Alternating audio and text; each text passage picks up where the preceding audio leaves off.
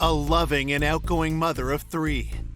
Everybody wanted to be around her and her energy and her beauty. She was an incredible human being and a great mother. Is found murdered in a farmer's field. There was numerous blunt force trauma injuries. Cuts, lacerations, bruising throughout her body. This poor woman was brutally attacked and murdered. As detectives hunt the killer, they unearth dark secrets. All the information kept leading us to think that he was trying to find a way out of this relationship.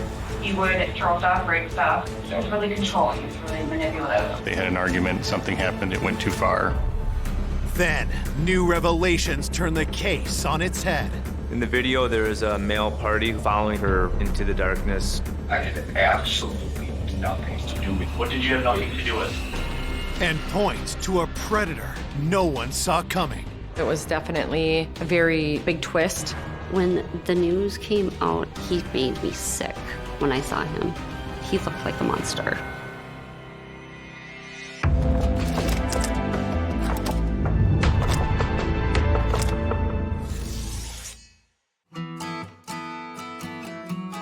Green Bay, Wisconsin is a relatively small, close-knit community where a lot of people know each other. Obviously, our claim to fame is having the Green Bay Packers in town here. So during football season, pretty much everything centers around that. It's 100% a place that you would want to raise a family. The crime rate in the Green Bay area is generally very low, especially when it comes to violent crime.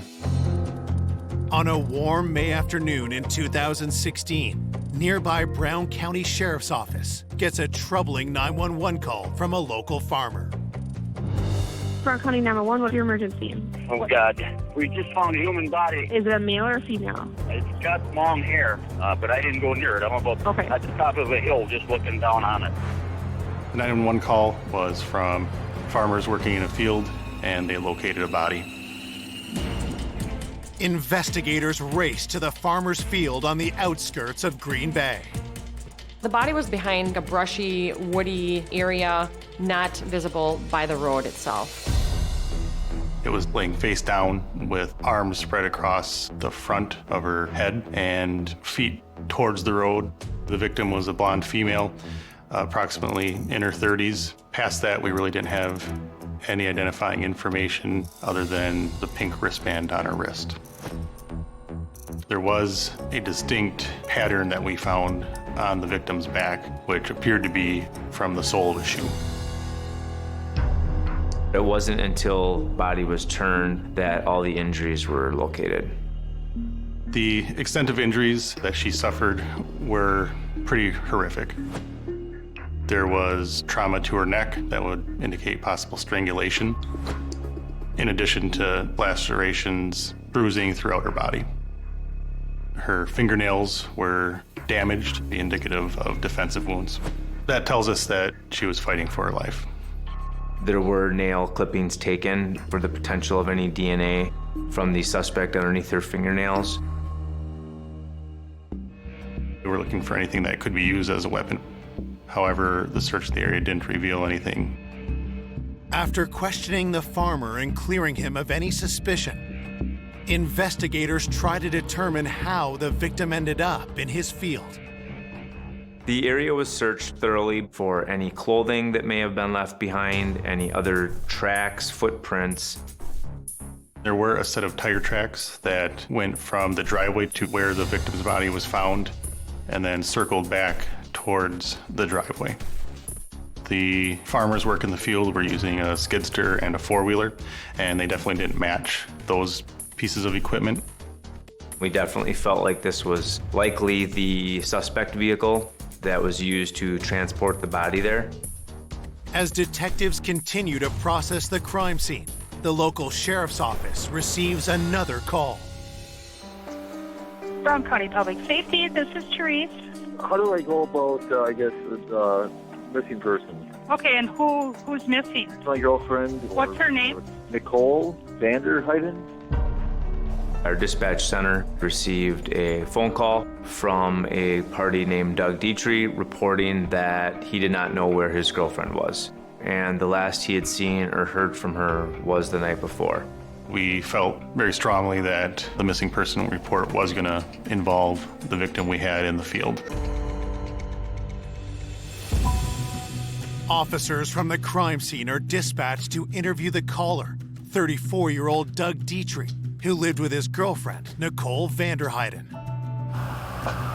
Is Doug here? Hello. Hi. I'm here for a missing persons report. As allowed by Wisconsin law, officers secretly film the conversation. It was important to record the interview with Doug. Based on the victim in the field, it's always in the back of our mind that this could be some kind of domestic violence issue that happened. Doug looked completely hungover. He had really dark circles under his eyes. He looked like he hadn't slept in days. I asked him why he's making this missing persons report. Nobody's seen or heard from her since last night, but I'd say like, what, midnight? Okay. Doug indicated that he and Nikki joined a group of friends out at a local establishment to participate in watching a live band. Doug provides a telling detail when asked what Nikki was wearing. She would have had a bracelet on. Okay. It was a pink bracelet for the 21 verification. There was a wristband that the victim was wearing. So based on that information, we were quite certain that it was Nikki that we were with in the field. As police work to confirm that the victim in the field is 31-year-old mother of three, Nicole Vanderheiden, they learn more about her background. Nikki was born in Manitowoc, Wisconsin. Then she went to high school here. She was the most amazing, inspiring, beautiful, happy woman I have ever met in my life. She always enjoyed being around family. After high school, Nikki attended the University of Wisconsin-Green Bay, graduating in 2010. Nikki's background included a double major in science and education. From that, she was a substitute school teacher. Nikki was one of the hardest workers I've known. She always had two jobs as a substitute teacher and waitressing. Outside of work, Nikki was dedicated to fitness. She definitely took care of herself, and she worked out a lot. Everybody wanted to be around her and her energy and her beauty. We always complimented how beautiful she was, and she was, inside and out. In 2005, Nikki got married and had 2 children, but the marriage ended in 2012. Nikki was definitely a hands-on mom. I think it made her proud to be able to do that, because being a single mother is not easy. Then, in 2015, Nikki met Doug Dietrich. Nikki and Doug had a spark. They moved very quickly and got pregnant, and she was so excited to become a mother of 3 beautiful children. Nikki and Doug were still learning to live with one another. It was definitely a life changer. As Nikki's boyfriend, Doug is a leading suspect in her murder. He is brought to the sheriff's office for a formal interview and informed that the body police have found is most likely Nikki. This body that was found down the street, there's a lot of similarities. Doug was crying, emotional, in a state of shock. With Nikki identified as the victim, detectives asked Doug to recount the events leading up to the last time he saw her alive. Doug reported that they had been out at a concert at the Watering Hole, which is a bar in a suburb of Green Bay. As the night progressed, they had been consuming alcohol, and Doug had ran into some friends from high school that he had not seen in a while. And he confirmed that Nikki was mad because she saw Doug talking to another female at the Watering Hole, and this basically set her off. From there, they got separated. He stayed at the Watering Hole with his friend Greg, and Nikki went with their friend group to the Sardine Can, which is downtown Green Bay. Doug had last actually seen Nikki around 11:30 when she departed from the Watering Hole to the Sardine Can. At some point, Nikki did get a hold of Doug on the phone. What did she say? Who are you talking to? She was hysterical, drunk, and irrational, not making any sense. Detectives ask if they can search Doug's phone for any texts he'd exchanged with Nikki. Nikki was definitely angry texting Doug. She made mention of what bitch are you talking to? She was accusing him of cheating, telling him that he was abusive. It was actually a really big red flag for me. Had Doug and Nikki's argument escalated into violence later that night? It started to kind of click with everybody that they had an argument, something happened, it went too far, and Doug may be involved. Coming up, detectives learn more about the night of the murder. When we look at the video footage, you can see a male follower out of the gate. We are trying to figure out what exactly happened a short distance away out of camera view. She's not wanting to have anything to do with him and starts turning into an argument and becomes a little bit physical. And uncovers surprising new suspects. I'm going to tell you that your timeline seems so abundantly rehearsed. The time to be honest with us is right now. Before a stunning twist throws the case into turmoil. The true killer came completely out of left field. The Google dashboard data showed him at every single crime scene that we had. I was very concerned who this could be. Who did this to our beloved Nikki?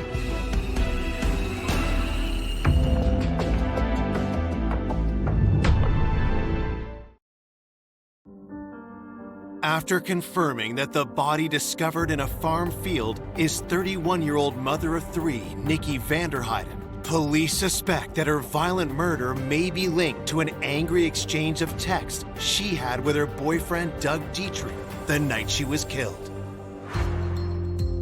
The text messages definitely led us to believe that if Nikki would have made it home and if she would have had contact with Doug, there would have been some sort of altercation.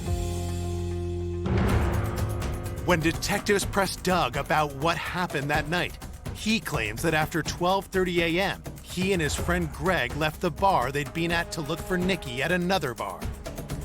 Doug describes getting the sardine can with Greg, finding that Nikki's not there, and then continuing to look around for her and being concerned. Doug stated that he had assumed that Nikki made it home and that she would be there when he got there, so him and Greg got in their car and drove home. With Nikki's two older children away for the night with their father, Doug says he got home to find the babysitter and his son, but no Nikki. She said we haven't heard from Nikki, and I was just kind of figuring wherever she went, with a friend or whatever. And that's why I went to bed. She did not come home at all last night after you. Not at all. There wasn't a blip or word from her. He said that he woke up to give the baby a bottle at 6:30 in the morning, and Nikki wasn't there. And it did not appear that Mr. Dietrich was all that concerned until later in the day, which drew our suspicions.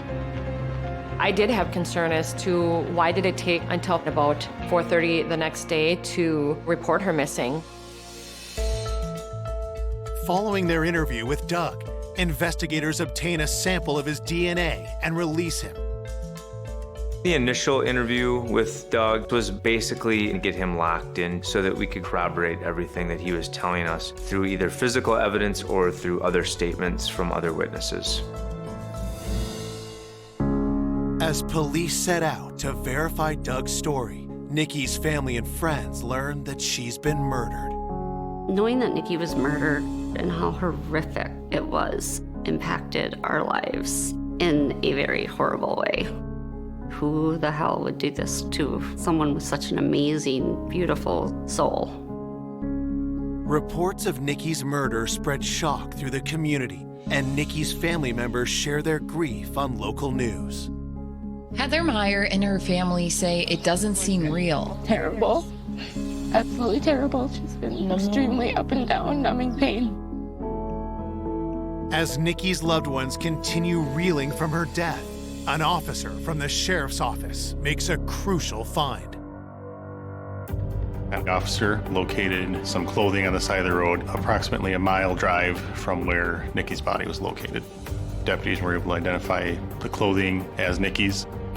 There was blood located at numerous areas in the clothing. The majority of the blood was in her pants area.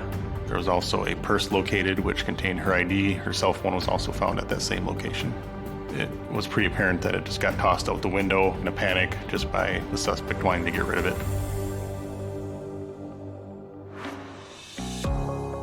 As they submit Nikki's items to the lab for testing, detectives receive her autopsy report. The primary injuries were the strangulation and trauma to the head. They had discovered over 240 injuries to Nikki's body, including 30 to her head and face area. The last few minutes of Nikki's life would have been very painful. There were injuries to her genitalia, which could be indicative of a sexual assault. The medical examiners did do a sexual assault exam, which included swabbing for evidence. The lab started finding a partial male profile, but they didn't have enough information to get an identification of it. The crime lab advised us that we would need to continue to submit samples that the suspect would have touched. We're only allowed to send in so many exhibits at a time as the crime lab is very busy. We have hundreds of swabbings of Nikki's clothing. So I started off with areas where you would more likely see some touch DNA. While they await answers from the crime lab, detectives get a hold of security video to learn what they can about Nikki's last hours. When we first were able to take a look at the video footage from the sardine can, we were able to identify Nikki there with Doug's friends. Initially, she appeared to be having a good time, dancing around.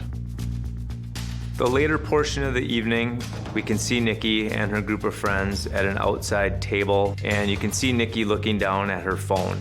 You can tell by her body movements that she is upset. And eventually, she gets up and storms off through an entrance that they're sitting nearby. What detectives see next catches their attention. After Nikki leaves, you can see a male follow her out of the gate. Police ask themselves, who was this man? And was he involved in Nikki's murder? We knew that his information was going to be vital. That was the last time Nikki was seen before she was killed. We wanted to know everything that he saw and heard because he's the last known person that we knew that saw her alive.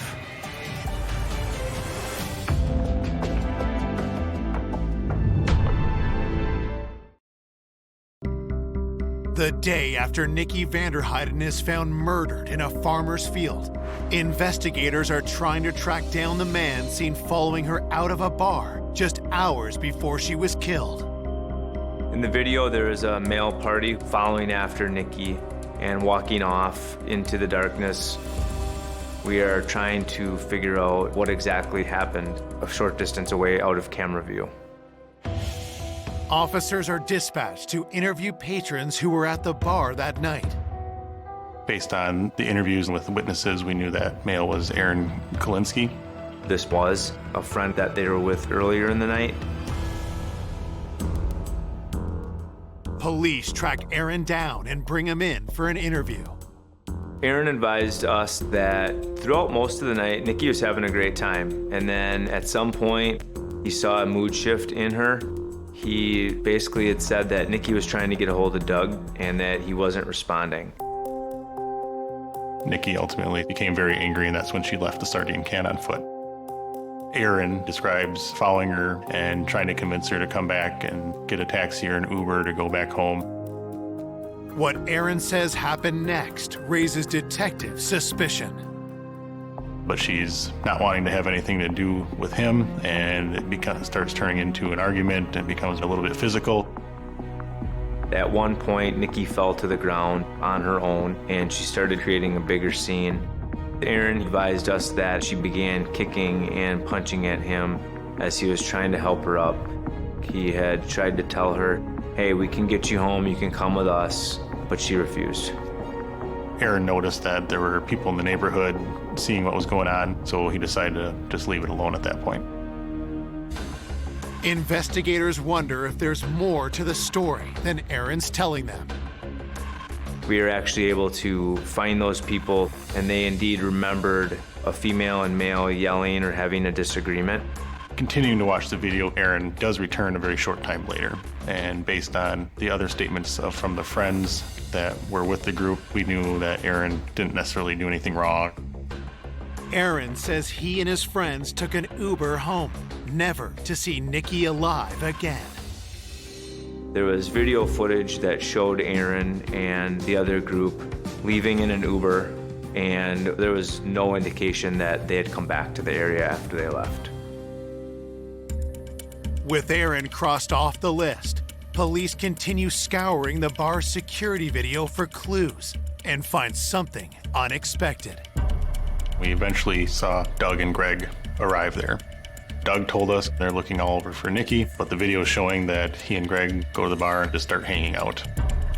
It definitely isn't consistent with the sense of concern that he was initially talking about. According to the surveillance video, Doug and Greg stayed at that sardine can until about 2:15 in the morning. And the fact that Doug said that they did all this looking while at the sardine can told us that he's not being entirely truthful with his efforts to locate her. Detectives wonder if Doug had misled them about his concern for Nikki. Was there something he was hiding? Just the mere fact that he didn't know where his girlfriend was and didn't appear to care all that much was a red flag. With their suspicion growing, police reach out to Nikki's family to learn more about her relationship with Doug. Nikki's mother and sister, they both voice concerns of Doug's behavior. I know. It's been really, really rocky during her pregnancy and their relationship. Crazy relationship. He's always been very controlling. I had to ask her to get rid of her and just get on. Nikki's mom, as well as her sister, Heather, both say that they wouldn't be surprised if Doug was the person that was responsible for this. Investigators search Doug's name in police records and make an alarming discovery.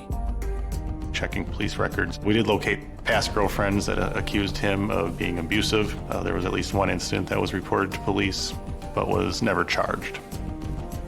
Police contact the woman who filed a complaint against Doug and ask her for more details. When you would argue, it would be... He would spit in my face. Okay. He would, throw stuff, break stuff. He was really controlling. He was really manipulative. So when we saw that, that was obviously very concerning to us. He tackled me and broke my ankle. Despite learning that Doug's ex-girlfriend had a prior assault conviction and that Doug had never been formally charged for domestic violence, investigators remain suspicious. At this point, we had the information that showed there could be the pattern of this abusive, aggressive behavior. And we know that Doug and Nicole had a volatile relationship, which would lead us to believe that there would be some sort of confrontation that night. Police obtain a warrant to search Doug and Nicole's home. During the search at Doug and Nikki's house, there were several things of concern that were located. There was blood on the floor in the garage. There was blood and dirt found in Nikki's vehicle. There was also a set of Nike Air Jordan shoes that had a herringbone pattern on them, which was similar to what was on Nikki's back. There was also some red marks on the surface, appeared to be blood on the bottom of those shoes. While conducting the search, Doug's neighbors from across the street approached police with a startling new discovery. While mowing their lawn, they noticed a blood spot on the curb line of their property, and also they hit a cord of some type with their lawnmower.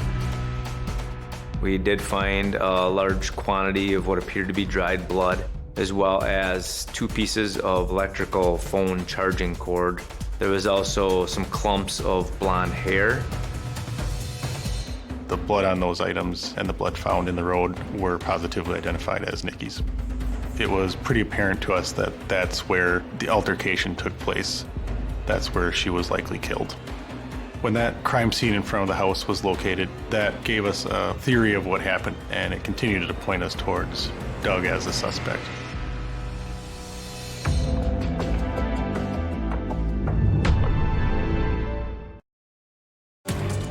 After determining that Nikki Vanderheiden was likely murdered on the street in front of the home she shared with Doug Dietrich, investigators are weighing a growing body of evidence against Doug. This evidence that we found is kind of emboldening what we had initially thought, that Nikki got home, an argument ensued between her and Doug, and this incident took place in the street, and somehow some of that evidence would have gotten transformed into the garage and then into Nikki's vehicle. Looking at the totality of the circumstances, we decided there was probable cause to arrest Doug at that point. Okay. Right now I'm going to be taking you into custody, be handcuffing you. I'll explain all that to you in a bit, and transporting you down to the sheriff's department. Okay? Okay. So be cooperative with me. All right. With Doug in custody, detectives work to solidify their case against him. When we did the search of Nikki's car and found the blood and the dirt in the car, it was initially thought that that may have been the vehicle that was used to take Nikki to the field where she was located. One of the things that we learned was that she had a progressive snapshot device in her vehicle, which is used for driving behavior, insurance rates. But we figured that this could help us show location from the night she was murdered. Once we got those records back, it was found that her vehicle did not move the night of her murder. At that point, all kinds of questions are still out there. The big one being if Doug was involved in this, how Doug may have moved her. Did he use a different vehicle? Did he have help? We knew that Doug's vehicle was not in play. It was at the watering hole all night, where it was verified on video. One person whose name came up was Greg Matthew, who was actually driving Doug during their night out and dropped Doug off at home. Greg was Doug's best friend, was with Doug that entire night, and we were focused on him maybe being an accessory. Investigators bring Greg to the sheriff's office and ask him about the night of the murder. Greg was very exact about timelines of phone calls and what they did that night. 12:15, got in my car, Nikki was calling him, yelling at him, telling him she's leaving. By the time we get back to the sardine can, all of our friends left.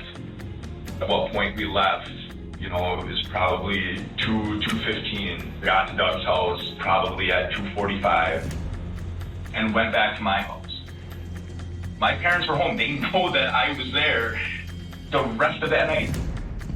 Greg's timeline was very consistent with Doug's, which was suspicious in nature that you usually aren't going to have your times down that path. I'm going to tell you that your timeline seems so abundantly rehearsed, so that the time to be honest with us is right now. We pressed Greg very hard, hoping that we would find some sort of inconsistencies in his story or get him to crack and finally turn on Doug. Honestly, I had absolutely nothing to do with what? What did you have nothing to do with? Anything to do with what did you have nothing to do with? So I would like to leave. After becoming upset with some questions, he did leave while investigators were still sitting at the interview table talking to him. Investigators asked Greg's parents to confirm his alibi of coming straight home from Doug's shortly after 2:45 a.m. Greg's parents told us they were only going off of what he told them. They didn't physically see him or have any firsthand knowledge. While detectives keep Greg on the board as a potential accomplice to Doug, they receive DNA test results from the crime scene. There was little to no sign of Doug's DNA anywhere on Nicole's body or clothing. Doug's DNA profile is not matching up with an unknown male DNA profile that we're finding on those items. Test results on other evidence bring even more disappointing news for investigators. it turns out the blood on the floor of the garage was likely from a turkey that Doug had killed while hunting. The blood in Nikki's car was from one of her other children, and it was not Nikki's. What we thought was blood on the bottom of the shoe tested inconclusive for blood. So all those things that we thought we believed to be Nikki's blood turned out not to be. We also got location data from Doug and Greg's cell phones that corroborated their account of where they were that night, down to the times they left the bar, the route they took home, then when they got back to Doug's house, and from there. With no concrete evidence linking Doug to Nikki's murder, authorities release him from jail. Doug's DNA isn't really showing up where we thought it was going to be, and there's still this unknown male profile that really threw a curve at us. Police believe that Nikki was murdered in front of her own home. But if Doug hadn't killed her, who had? I was very concerned who this could be, who this monster could have been that did this to our beloved Nikki.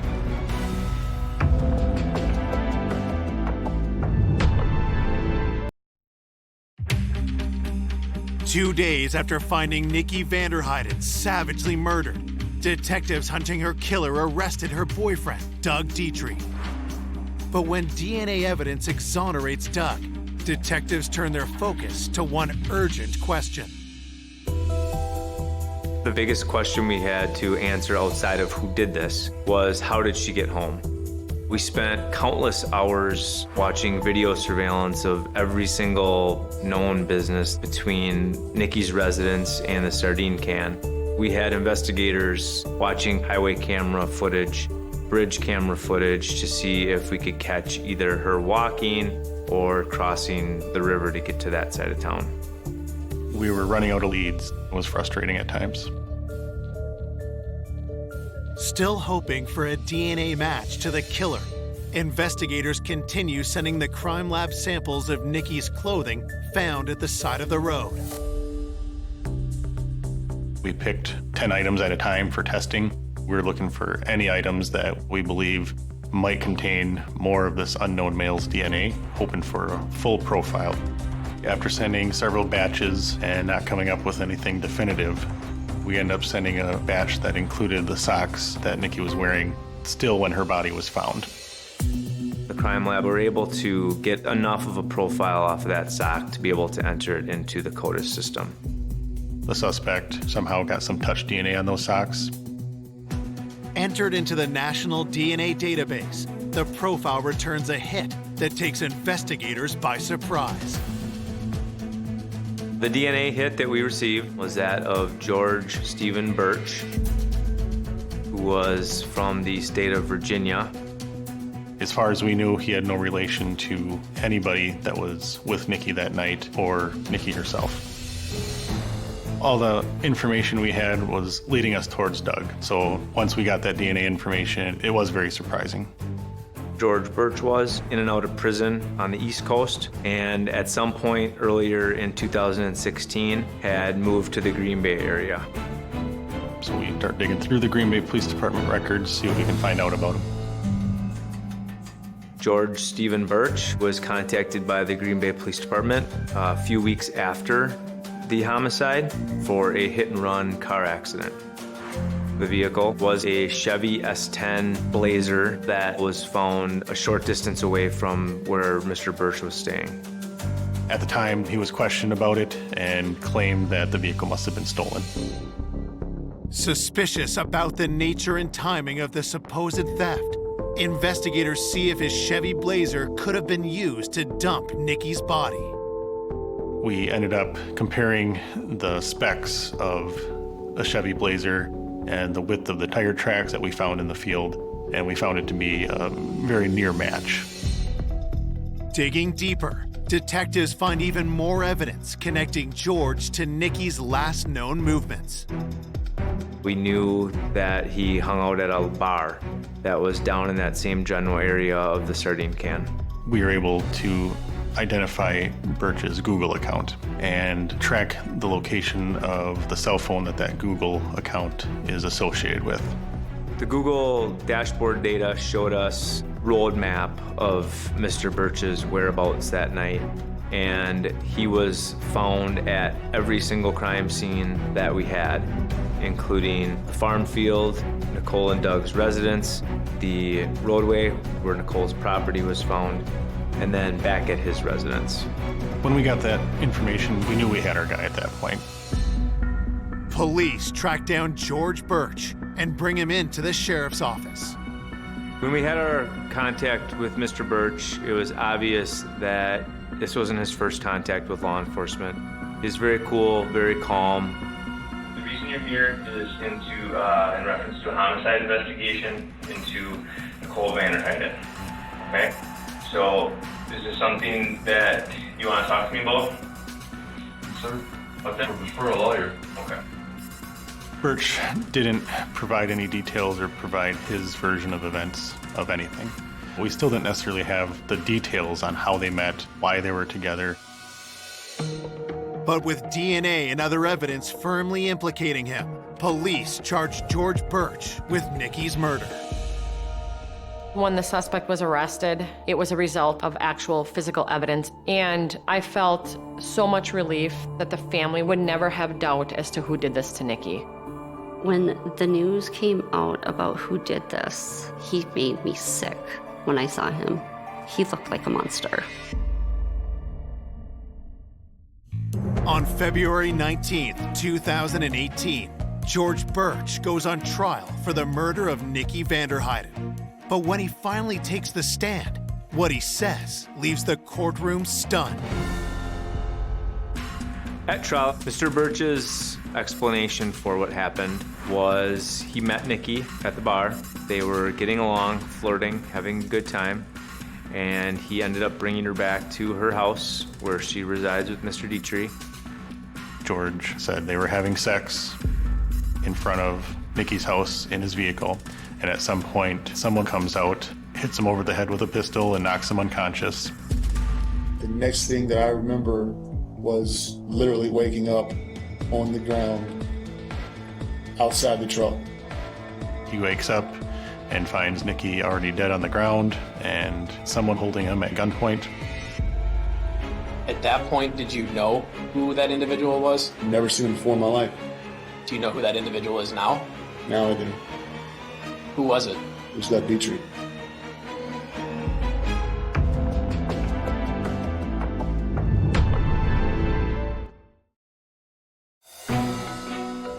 Investigators believe that 31-year-old Nikki Vanderheiden was brutally murdered by convicted felon George Birch. But at trial, George blindsides everyone by claiming that Doug Dietrich was the one responsible for Nikki's death. Mr. Birch in the courtroom was very arrogant, very pompous. His demeanor was that of, I'm innocent and Doug did this. Mr. Birch advised us that Doug ordered George to drive the body to the farm field. George said that Doug had ordered him to carry Nikki's body into the field and drop it. George then said that at one point he was able to get into a struggle with Doug, push him away, and get back into the car and take off. He didn't come up with that story until he had a chance to look at all the evidence that was being filed against him. George's wild allegation forces detectives to dig deeper to prove his guilt. Part of the obstacles in this was disproving that Doug did it and show his movements from that morning and that night. During the investigation, we learned that Nikki had given Doug a Fitbit device as a gift. So we realized that Doug was wearing that Fitbit device during all our contact with him. So we're able to review the information on the Fitbit device when he was home, going to sleep, and waking up again. Based upon all the Google dashboard data that we had from George, we knew at what time he and Nikki arrived back to Doug and Nicole's residence. So we were able to look at Doug's Fitbit to show that at that time that George and Nicole were outside, Doug was sleeping and not, in fact, out murdering his girlfriend and disposing of the body. Back in court, Prosecutors used the location tracking evidence to demolish George's story. The act of violence that Doug allegedly did to him did not add up with any of the other evidence that we had. None of us bought George's story in court. We all knew it was a joke and a fairy tale made up. I think Nikki just wanted to get home to her children, and I know she fought for her life that night. Now prosecutors put forth their theory of what really happened that night. What I believe happened is that there was some arguments between Doug and Nikki. I believe that Nikki did leave the sardine can pretty upset and ended up at Richard Cranium's bar, about a half mile away. She was intoxicated. She was by herself. She was emotional. She is very outgoing, personable person. So she'd be very easy for someone to prey upon.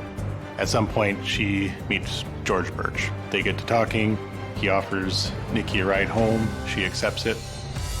They end up in front of her house. I believe at that point, George thought he was going to get some action for taking a girl home and didn't expect her to start fighting. And that enraged Mr. Birch. It turns into a sexual assault. At some point, he strangles her with that phone cord that was found. She fell out of the vehicle. He continued to stomp on her back and her head, eventually killing her. And then loading her up in his vehicle, driving her to a field and disposing of her body, and then going home like nothing happened. This poor woman was absolutely brutally attacked and murdered in front of her own home where her baby lay sleeping, and the thought of what he did to her is beyond comprehension. After closing arguments, it didn't take very long at all for them to make a decision. The verdict reads as follows. We, the jury, find the defendant, George Stephen Birch, guilty of first-degree intentional homicide For murdering Nikki Vanderheiden, George Birch is sentenced to life in prison without parole. The true killer in this homicide came completely out of left field. I felt extreme relief for the family that someone was going to answer for this extremely heinous, horrific crime.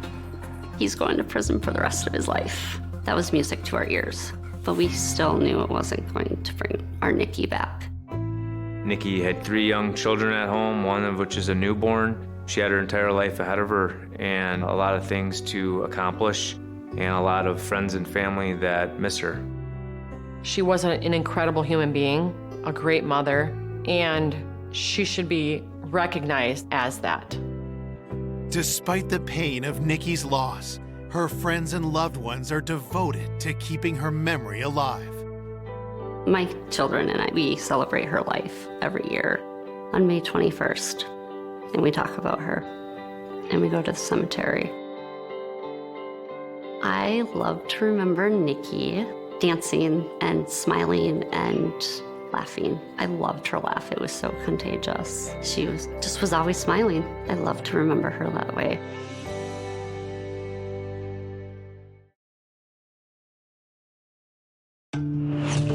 A young mother on the verge of a new beginning. She always used to talk about her wedding.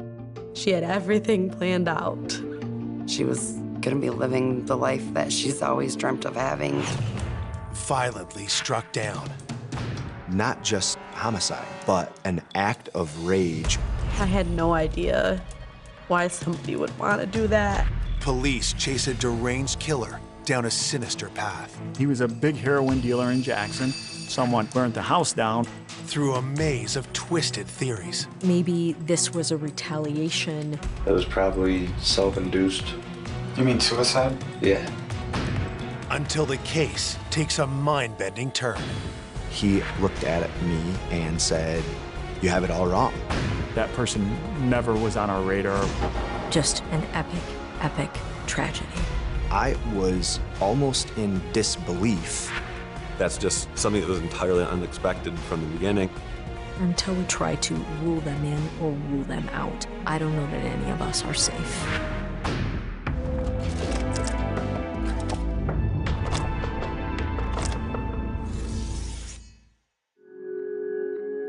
On Sunday, August 10th, 2014, in an upper-middle-class neighborhood in Jackson, Michigan, a quiet morning is broken by a desperate phone call.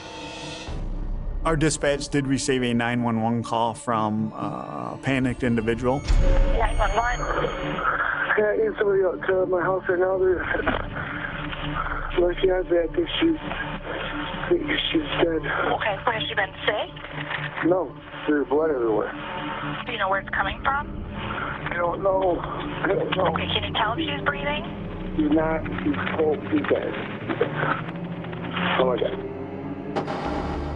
Police race to the home just before 11 a.m., where they're greeted by the caller and 3 young girls.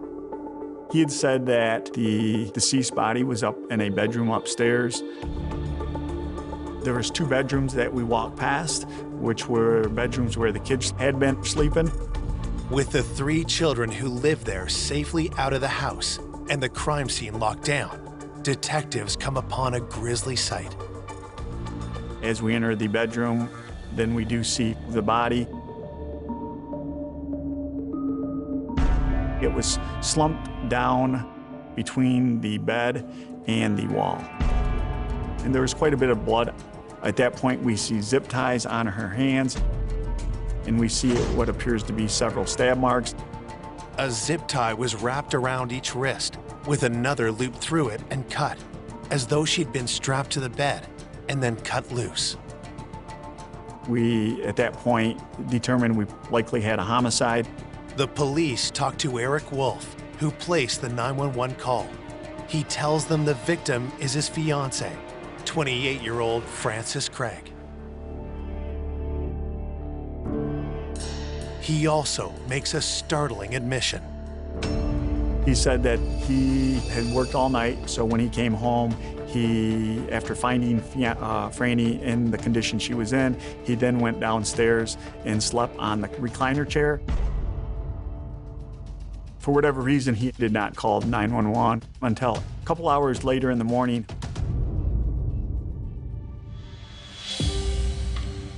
Frances's 2 daughters and Eric's little girl were all in the house at the time. While Eric slept, his 10-year-old child walked into a horrifying scene.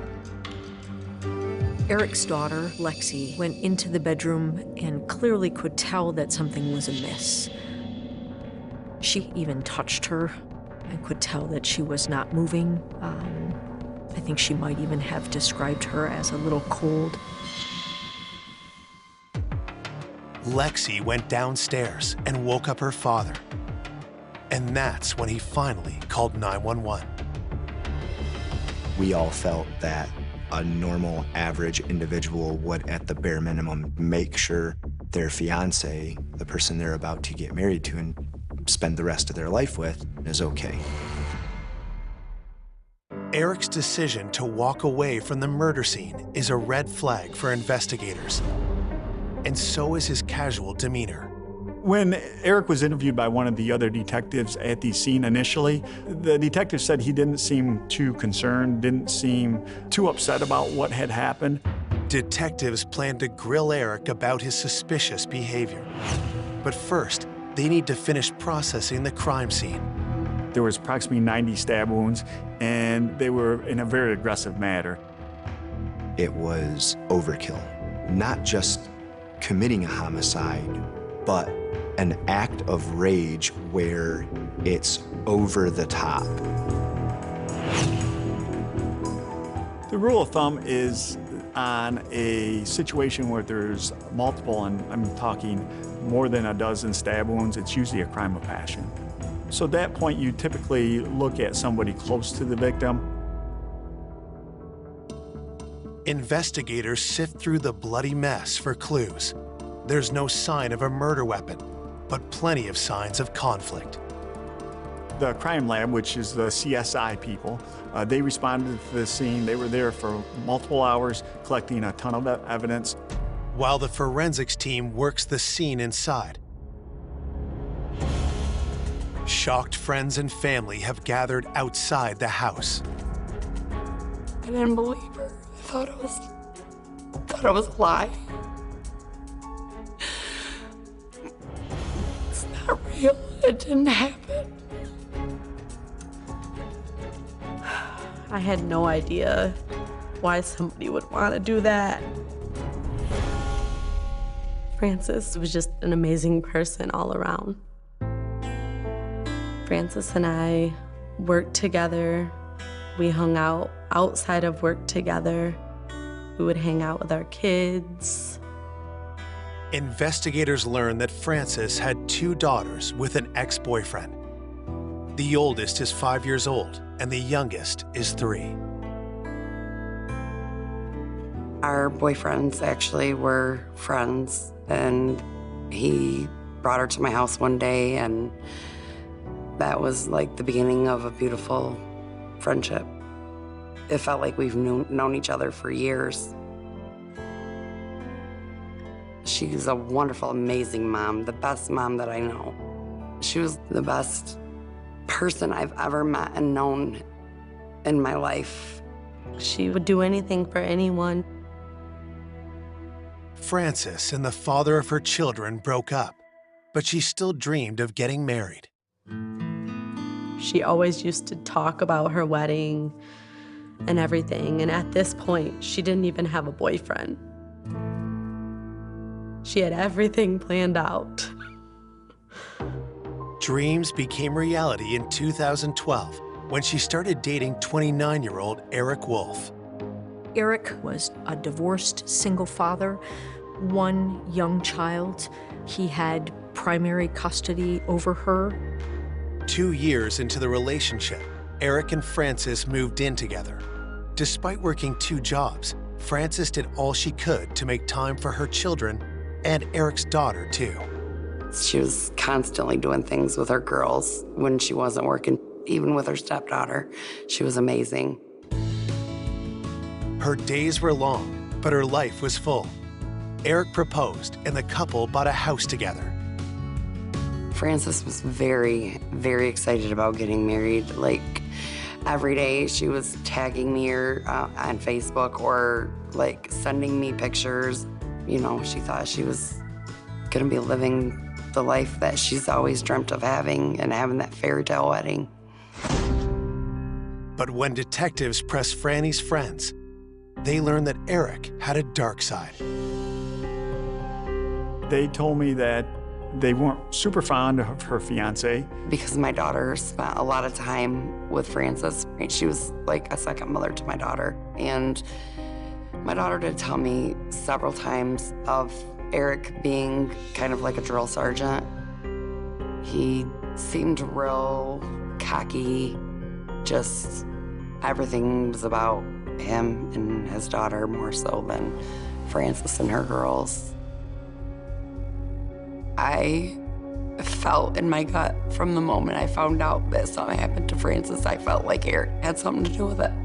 I didn't know what, I didn't know how, I didn't know why. I just felt like it was because of him that she's gone. Police are determined to get to the bottom of Eric's suspicious behavior. When we interviewed him, he stated when he saw her in the condition she was in, he did not call 911, and he didn't seem too upset about what had happened. At that point, he was somebody, definitely a person of interest in the homicide of Franny Craig. Coming up, Eric's story gets stranger by the minute. I didn't know if this was, like self-inflicted accident or whatever. That's what we need to find out too. A tiny clue reveals a big surprise. There was DNA found on Franny's zip tie. And when police find the killer, it shocks everyone. I remember thinking to myself, I'm glad we're sitting down right now.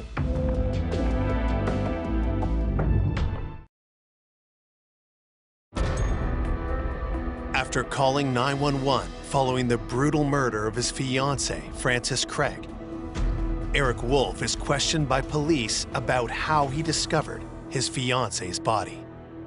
I came home this morning because I work 6 p.m. to 6 a.m. I went upstairs, I checked both the girls' room before going in our bedroom. Okay, so you came around to the foot of the bed and kind of looked to see where she was at. That's exactly what I did. Okay. Did you see anything on the mattress when you first came in? I saw, I guess I might have saw that streak, but it didn't jump out like blood or anything. Okay, so you saw something that just didn't jump out to you. Yeah, So this is bad. Eric did not seem to register surprise, anger, hurt, anything that I think we all normally would want to see from a loved one when somebody is killed. I thought maybe she had been drinking or something because she was in like almost like a funny position on the floor, which she doesn't drink hardly ever. I knew better than to wake her. I know from prior experience whenever I've woken her up, she's not a morning person and I get yelled at. As the interview creeped close to an hour, Eric suggests a much darker reason for ignoring his fiancée sprawled out on the bedroom floor. Up until just now, maybe since we've been here, I thought that if it wasn't an accident, then it was probably self-induced. You mean suicide? Yeah. He indicated that he thought maybe she had committed suicide and just did not want to deal with it at that point. We found that being very odd and a red flag. Typically on a suicide, you'll find one stab wound or one gunshot wound. You won't find multiple stab wounds. The prospect of Franny inflicting 90 stab wounds with her hands zip-tied sounds preposterous to the police. Even if it was physically possible, why wouldn't Eric have reacted with alarm? So you didn't want to come to grips with it if she had done so.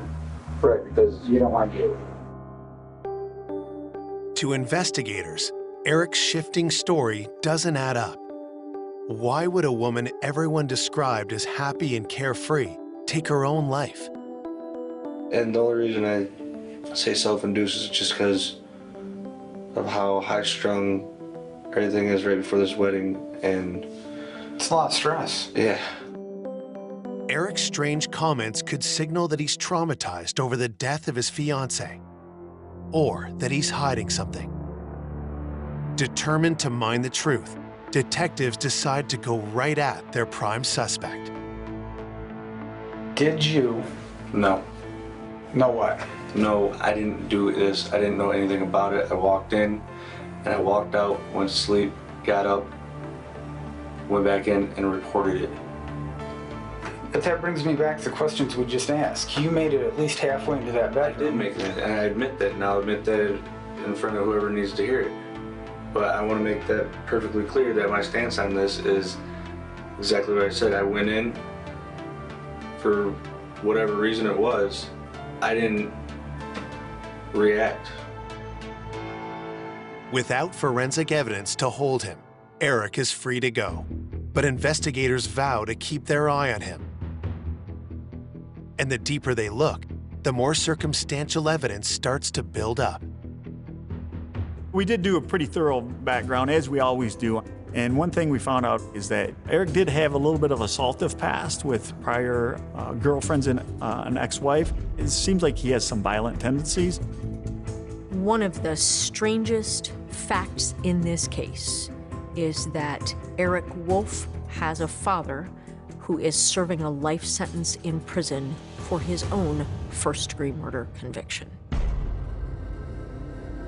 He was convicted on a cold case homicide investigation in the 90s and was serving life in prison for murder. So that certainly put up a red flag to us. Was it possible that violent tendencies run in the family? Even if they did, what possible reason would Eric have to want his fiancée dead? The homicide occurred in August, and I believe their wedding was planned in September. We talked with her parents and her friends. They told me that Franny had second thoughts, and they were trying to convince her that if she was not prepared to get married, that maybe she should wait. And they also said Eric had second thoughts. Eric may have got cold feet, didn't want to get married, didn't know how to end the relationship. While police work diligently to prove Eric's guilt, Francis's friends wait and wonder. We didn't know what was going on. Nobody knew what was going on and what happened with Frances and how she was murdered. We just knew she was dead. Behind the scenes, police work tirelessly. They obtain a search warrant to collect Frances's and Eric's electronics, but quickly realize that Frances's cell phone is missing. We do find the cell phone near Franny's house. It had been thrown up against a tree and damaged. Again, we're thinking that the cell phone has some pretty valuable information. The cellular phone data quite often can be some of the most compelling evidence. We were able to get the phone records, and nothing really stuck out as being her, Franny communicating with anybody that would give us suspicion. With no unusual cell phone activity or signs of forced entry on the day of the murder, police stay focused on Eric. Eric Wolf at the time was at work, and investigators went and checked out, what they could to verify his alibi. Police checked the company's security cameras. They do have one entrance. They do have a time card check-in, check-out system. We're able to verify he was at work, or allegedly at work, when the incident occurred.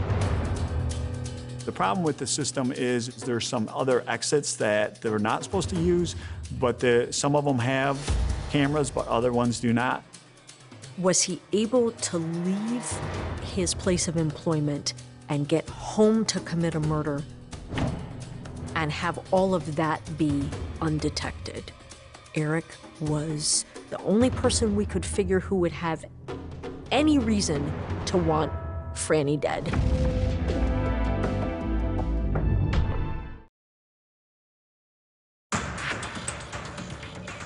Police investigating the homicide of 28-year-old Frances Craig cannot confirm her fiancé's alibi.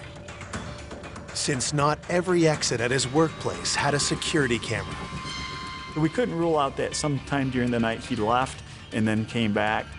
Eric's shaky alibi and suspicious behavior at the crime scene doesn't give police enough to arrest him, but it does leave them with a drastic course of action. If you are operating in a murder investigation thinking that man killed his fiancée in the home where the children were, you are thinking, we want to keep the children safe. We kept Eric's daughter from him while we tried to figure out what happened to Franny. Both Eric's and Franny's daughters are removed from Eric's home and put in the custody of family members. With pressure mounting, detectives need to move fast to prove their theory, or find a more plausible one. At that point, we tried to determine any communication Franny may have been having with someone other than her fiancé. Franny had an ex-boyfriend. He no longer lived in the area, but he had returned to the area recently and had some level of connection or interaction with Franny. The police press Franny's ex. Could he have committed this heinous crime? That young man was a nice young man, came from a very, very nice family. And he did have an alibi where he was at the time of the incident. We were able to verify that alibi, so we were able to eliminate him.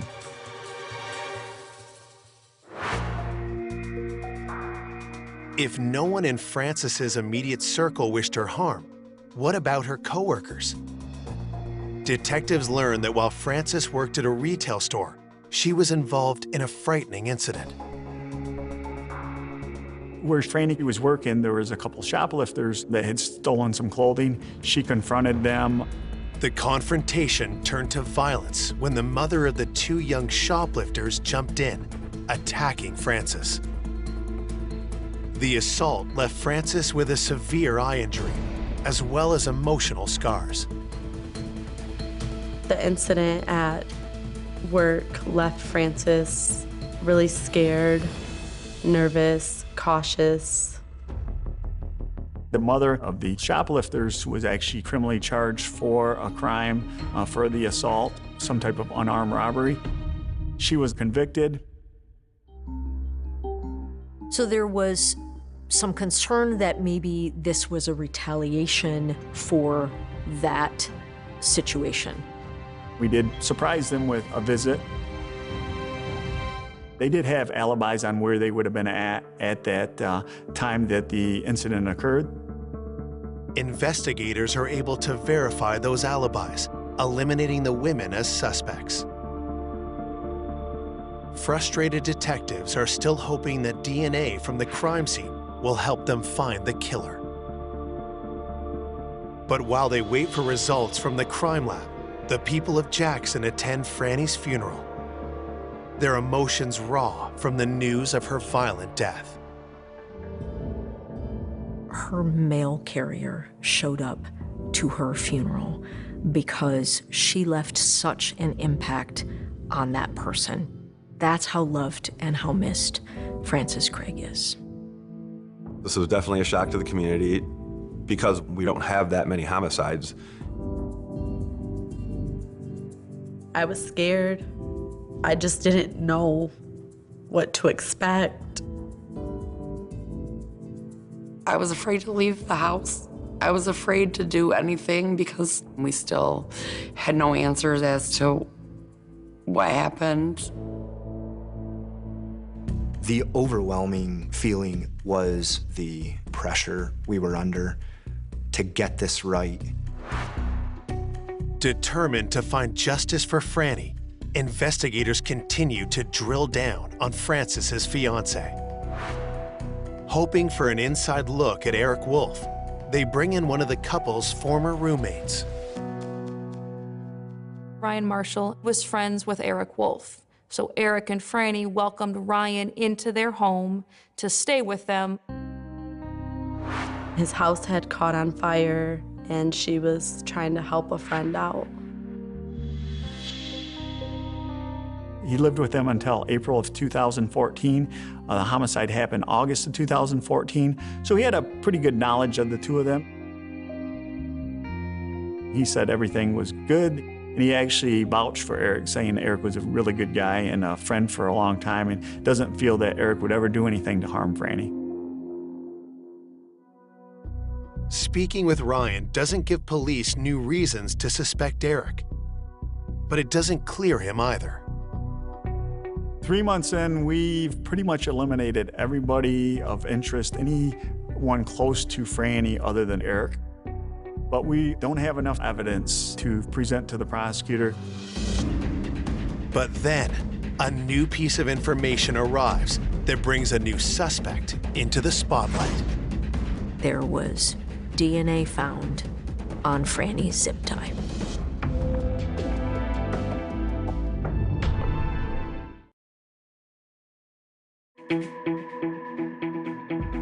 Three months after Frances Craig's murder, the lab results from the crime scene finally arrive, and they provide a huge break in the case. We're notified through a national index.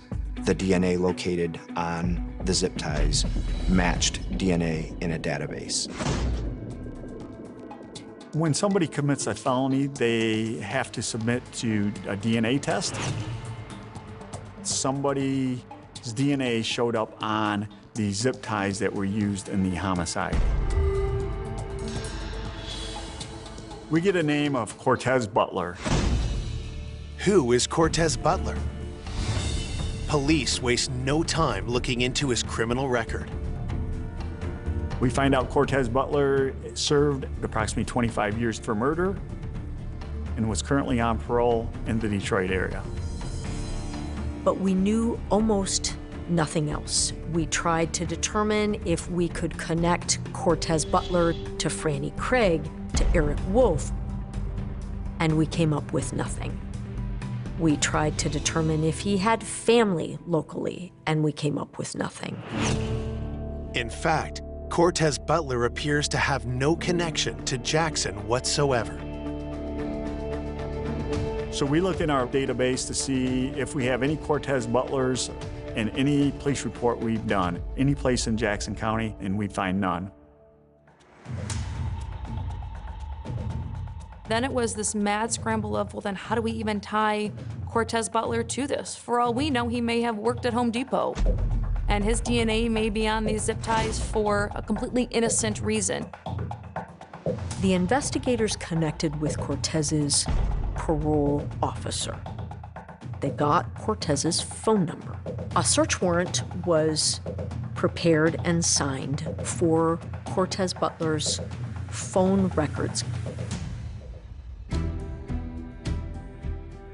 We learned that Cortez Butler's phone was in Jackson on the early morning hours of August 10th, the actual time of the murder.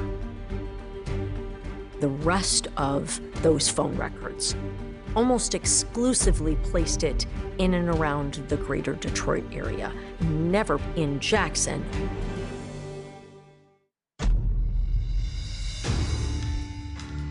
But what reason would Butler have to harm Franny?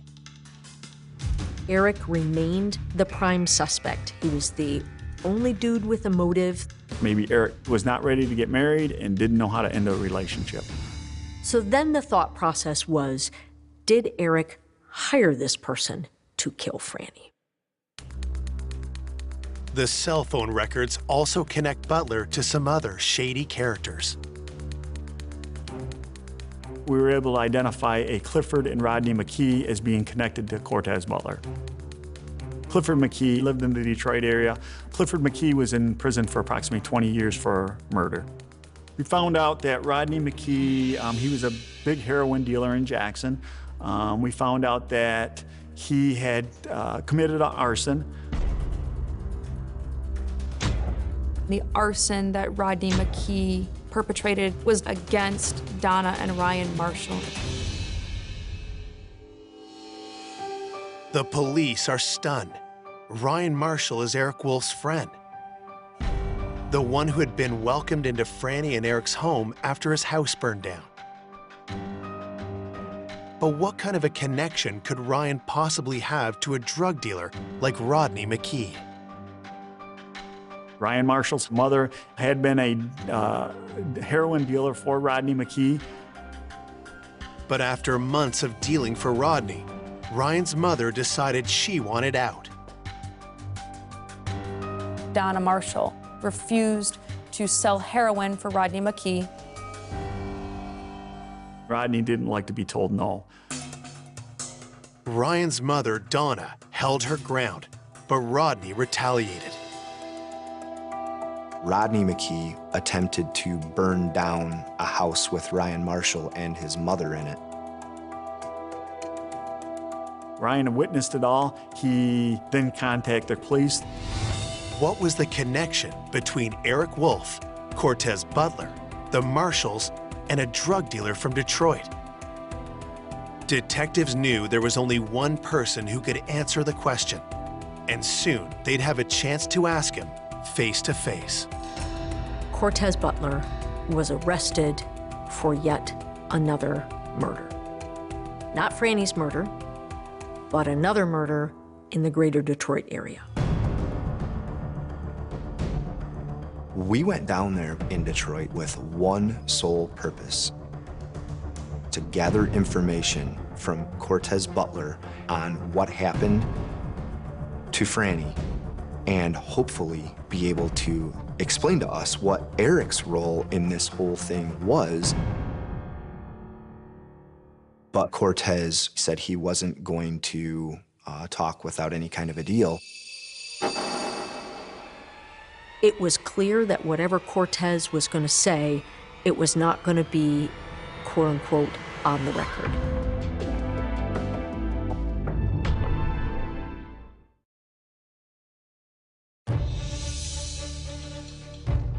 Investigators have DNA evidence and phone records that link convicted killer Cortez Butler to Francis Craig's murder. They arrange to talk to him while he's detained for an unrelated homicide. But he immediately tries to shut them down. Cortez said he wasn't going to talk without any kind of a deal. I said, no one is giving you any kind of a deal without anyone knowing what you have to say. Detectives press Butler hard until he finally agrees to talk. But only on one condition. Cortez very pointedly and specifically asked repeatedly to not have the interview recorded. If detectives agree not to record the interview, there's a chance Butler's testimony won't stand up in court. Still, with no other leads in the case, they decide to roll the dice. We were there interviewing Cortez in the first place because we need to find out Eric Wolf's involvement in this. And it was dire that we did so as the children were about to go back with Eric Wolf. The whole idea for that was to keep these kids safe. So the detectives tried to read him his rights. He didn't even want to be bothered with the rights. I know my rights. I think it was, bro, I know my rights, bro.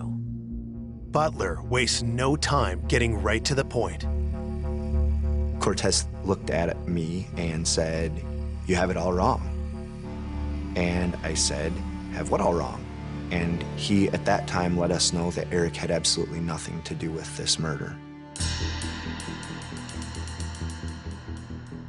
He goes, "I don't know this dude you're talking about, know nothing about him. Just trust me, he was not involved in this whatsoever." The statement contradicts one of the investigators' strongest leads, but the next thing Butler says is even more explosive. Cortez identifies himself as the killer. I remember thinking to myself, I'm glad we're sitting down right now, because I was almost in disbelief. If Eric wasn't involved, why had this cold-blooded criminal murdered a woman to whom he had no obvious connection? It all went back to Rodney McKee's arson case. Rodney McKee attempted to burn down a house with Ryan Marshall and his mother in it. Ryan Marshall was a key witness in his arson case. He made some threats to Ryan that either he not agree to testify or he was going to be killed. Cortez told us that he had been hired by Rodney McKee to kill Ryan Marshall. First, Butler had to find Ryan, who was homeless because of the fire. So we found out from Cortez Butler that they had bad information. They had information that Ryan Marshall was living with Francis Craig and Eric Wolf. Cortez Butler entered Francis and Eric's house to kill someone who was no longer there. Franny wasn't even the intended target. Franny was as innocent of a victim as anybody could ever be. When he opened the door, he had made the decision that he was killing somebody while he was there. He doesn't have to force entry. He gets into the house. He noticed the bedrooms have some kids in it. He walks past them, and he goes to Franny Craig's room.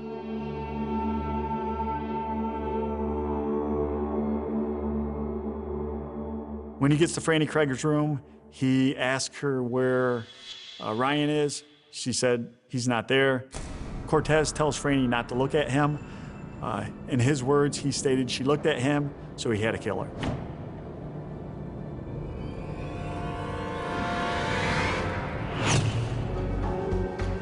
The horrific details that Cortez reveals next leave detectives with no doubt about the guilt of the man sitting across from them. He decided to bind her, trying to get information from her, but she would not cooperate. Cortez stabbed her multiple times. We will never know how long he took to torture her and butcher her. And it clearly took time and effort to stab and slice her in the manner that he did. She died in the service of keeping Ryan's identity and his location secret, and/or she quite frankly just didn't know. Cortez Butler's chilling confession is nothing short of a game changer, both for detectives and for Eric Wolf. It eliminated our hypothesis that Eric Wolf was responsible for Franny's death. Eric wasn't involved. He's an odd duck kind of guy. Eric was able to regain custody of his daughter. I took from this case that we can never jump to conclusions. I was pretty convinced that he did it, not to the point that I could charge him, but I was pretty convinced I had the right person. Now that investigators do have the right person, they're determined to put Cortez Butler away for life. But all of that is in jeopardy. I didn't believe that Cortez's confession would be legally admissible in court because it wasn't recorded. And if Cortez Butler ever walked free again, I don't know that any of us are safe.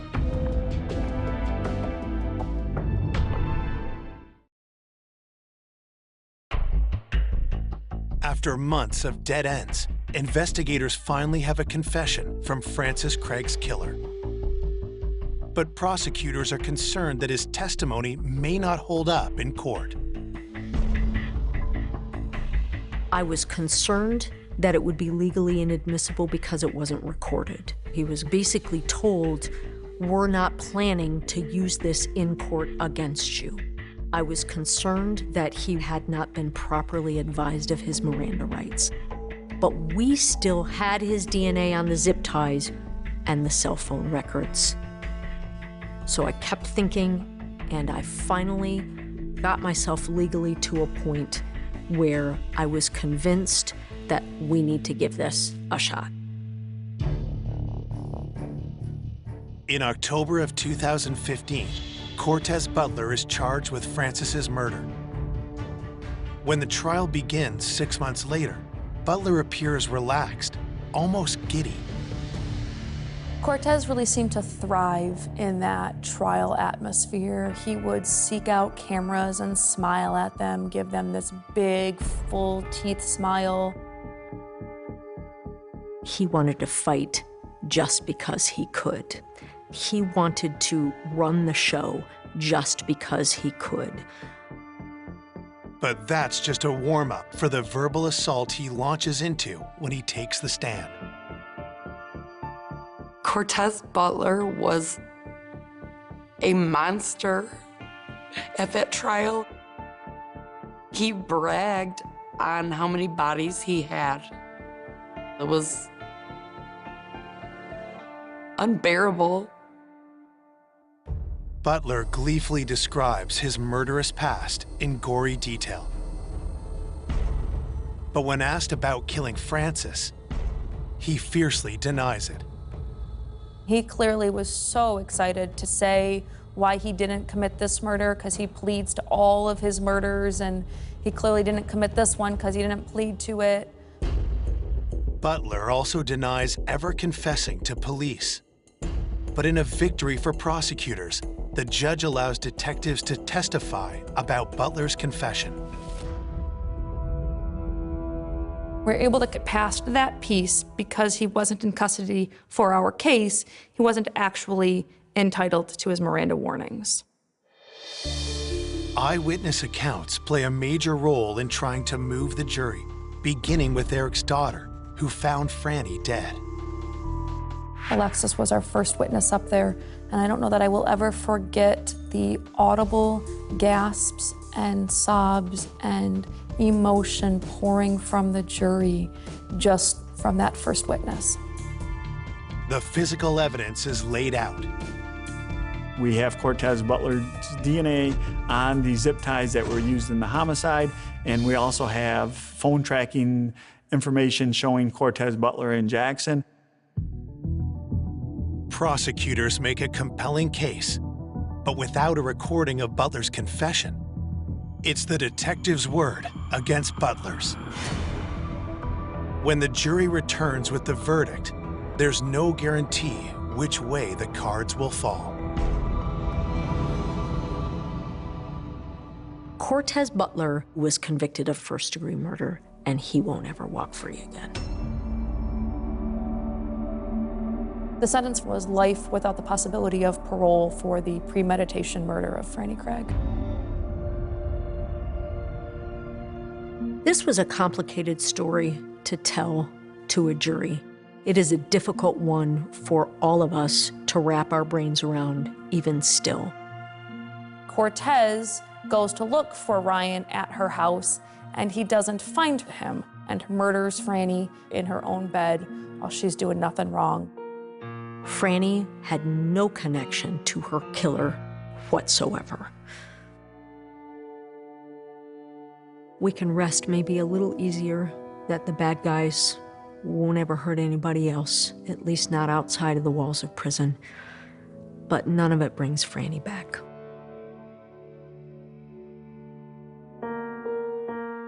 Today, Francis's two daughters live with their father. Those closest to Francis do everything they can to hold on to her memory.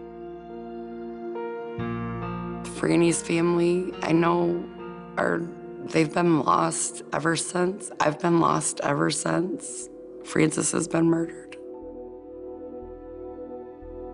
I want people to remember how happy of a person she was, how generous, how nice and kind she was. I miss Francis so much, and there's not a day that goes by that I do not think about her. I know that she's watching over everybody and making sure that everybody's good, because that's the type of person she was. I wish I had known her, and I hope I honored her in my handling of this case. For more information on an unexpected killer, go to oxygen.com.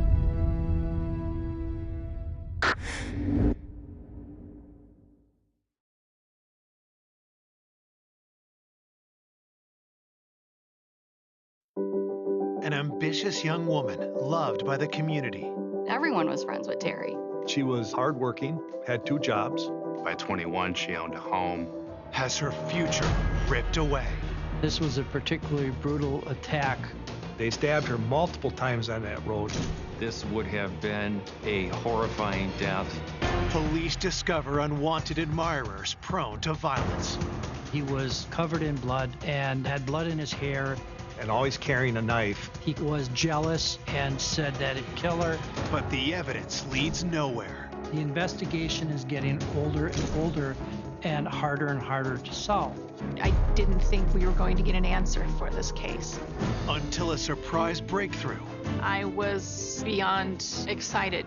I actually shouted, "Oh my God," at my desk. Points to a killer off the radar. Right away, I'm like, who's that guy? Why? Why did someone do this? People said, oh, no, he wouldn't kill anybody, but he had this pretend life. He had no criminal record. He did not emerge as a likely suspect at all.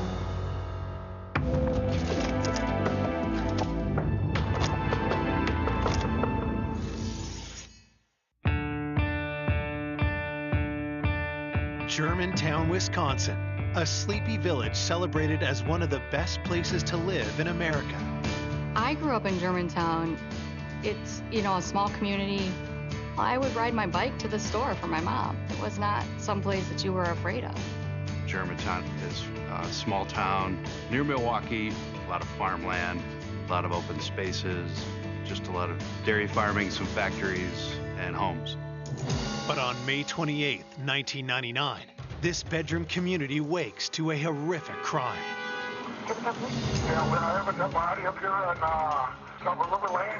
There's a green car there, green Pontiac car. She's laying by the cook. There's blood on the road. I got a phone call that there was a suspected homicide in the industrial park.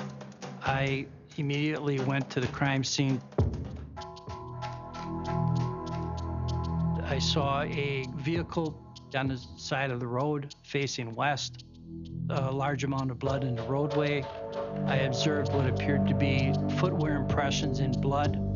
I saw what appeared to be drag marks of blood, 2 large pools of blood, and alongside the vehicle was a female lying face down.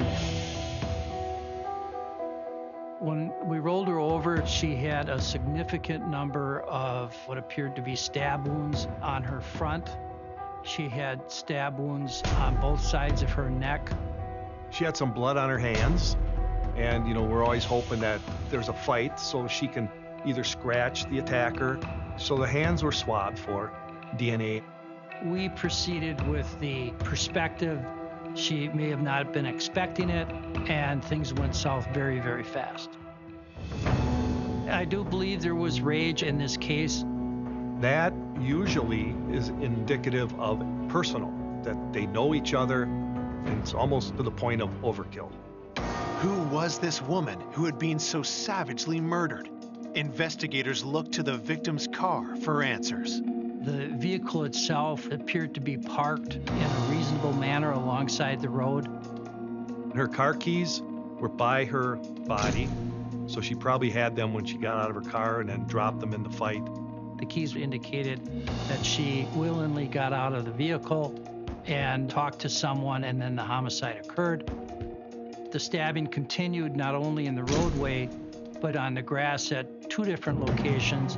And then it looked like it may have occurred alongside the vehicle. There's blood spatter and cast off on her wheel, on her hood, on her fender, and up on her windshield. Her purse was in the vehicle.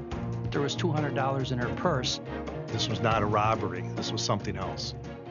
After finding a driver's license, police determined the victim is 22-year-old Teresa Wesolowski. Out on the road, there was tire acceleration marks leading away from the pool of blood in the roadway, as if you put your foot on the accelerator and peeled out, confirming to us that there was another vehicle in front of her where she was more than likely stabbed. Police comb the crime scene, but no murder weapon is found. As detectives try to make sense of what happened to Teresa, her lifelong best friend Michelle gets a call. Terry's brother called, and it was early. Not that it was out of the ordinary, because we were all so close. And so I answered, and he's like, Michelle, Terry never came home last night. Well, I'm going to start calling police departments. And Germantown said, we have her name on file. You'll have to come and speak to a detective. Michelle and Teresa's brother rushed to the station. They had last seen Teresa the day before when she left for work. I'll never forget, the officer was in front of me. And I said, where is she? And he said, I'm sorry, she's gone. And I just remember screaming. Someone just told me my friend is gone. What does gone mean? Born in Germantown, Wisconsin, Teresa Wesolowski grew up an outgoing girl with a magnetic personality. Everyone was friends with Terry. We became best friends in 6th grade. And then from that moment on, we were inseparable. We were sisters. There were not many people that called her Teresa. She was always Terry. I think the only time that I remember her being called Teresa was when her mom was mad. When we had done something wrong. It was always just her and I on the playground. I mean, we were just always, I want to say, running the neighborhood, you know? I can't remember a weekend that I wasn't at her house. As she got older, Teresa was fiercely independent, buying a car at 16 and moving out on her own at 18. She was working at Cousins Subs in Mequon, and she would go there at 7 a.m. and she would get done by 1, and she would head over to Stone Container, and she would work till 11 o'clock at night. Despite a heavy work schedule, Teresa loved to be social. Oh, Terry was fun. You know, Terry liked attention, and she definitely liked the attention from men. Men just seemed more attracted to her. She was young, she was beautiful. Any guy would have wanted that. How, then, did someone so driven and well-liked meet such a horrible fate? Young female, you know, at the beginning of her life, getting things together, and it's ended. Back at the station, investigators reach out to Teresa's family and friends to piece together the hours leading up to her death. Her shift ended at 11, and the last that anybody saw of her that we know of was that she got into her vehicle and left that parking lot. During the interviews, detectives get their first tip. That morning, the officers received a contact from somebody at the Department of Public Works. They had a channel on the same radio system that the police department was on, so they would know that the homicide occurred. They indicated that somebody driving a truck pulled into the parking lot. An individual got out, and they said that he was covered in blood and had blood in his hair. Is this man somehow connected to the crime scene? Detectives head over to interview the witnesses, who tell police they'd never seen the man before. We were told the truck driver asked if there was a hospital nearby, and then he indicated now he'd just clean up in the bathroom, which he did, and then left. It's very common that the person who's doing the attacking gets stabbed too or cuts himself, especially if there's a struggle. Now we had a suspect, a viable suspect, and now we needed to find that person to figure out what happened. Coming up, detectives uncover suspects with violent tendencies. He said he can cut people like paper. He could become abusive and violent. And untangle a web of deception. Well, he was never married. He didn't have any kids. He said, I don't want to be a snitch. Leading them to a suspect they never imagined. We really felt that we had turned the corner on this case. It was almost surreal. It got me because it wasn't anyone I knew.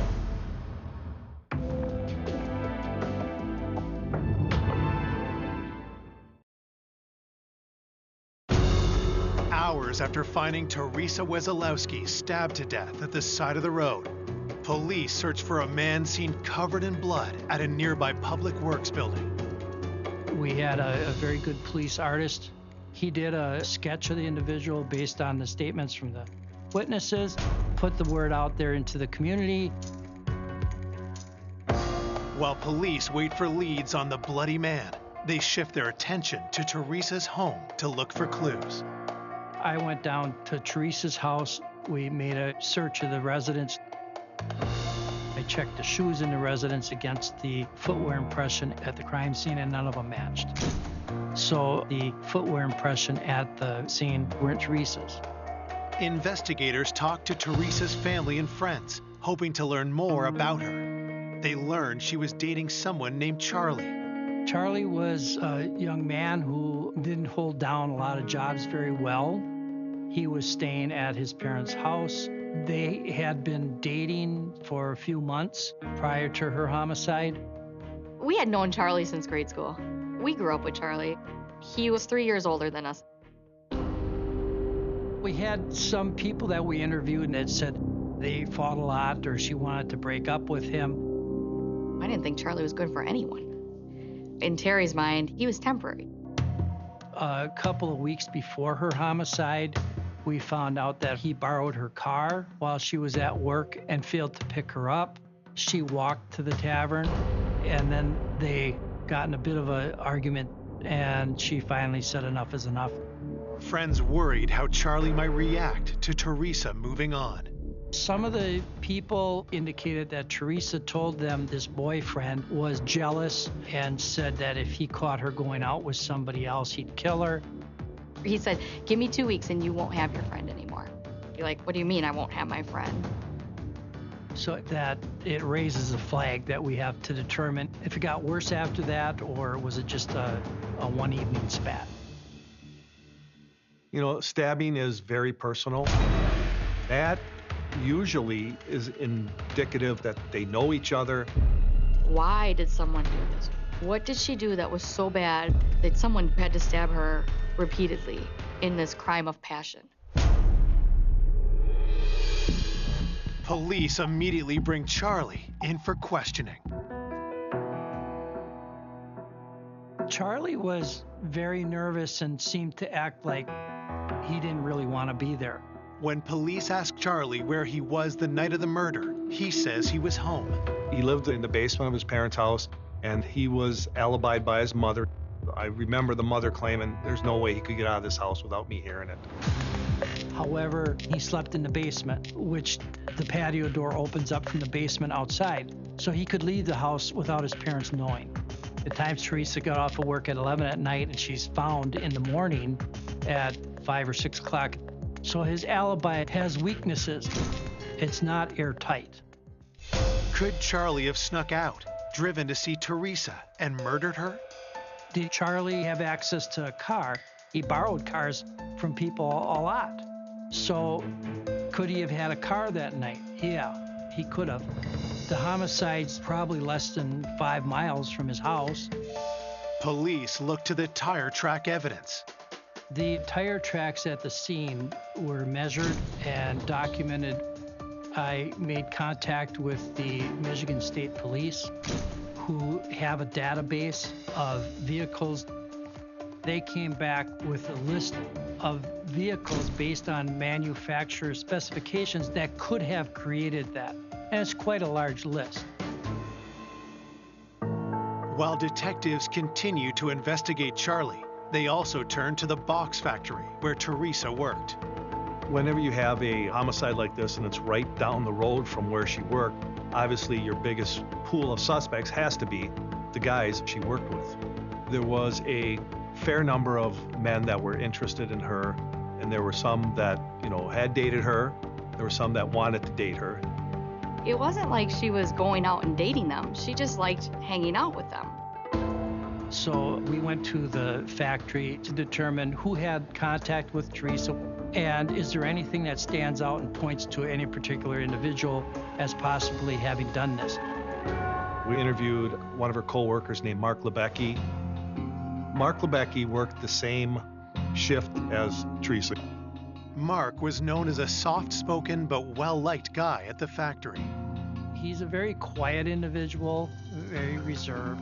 Most people would describe him as very mellow.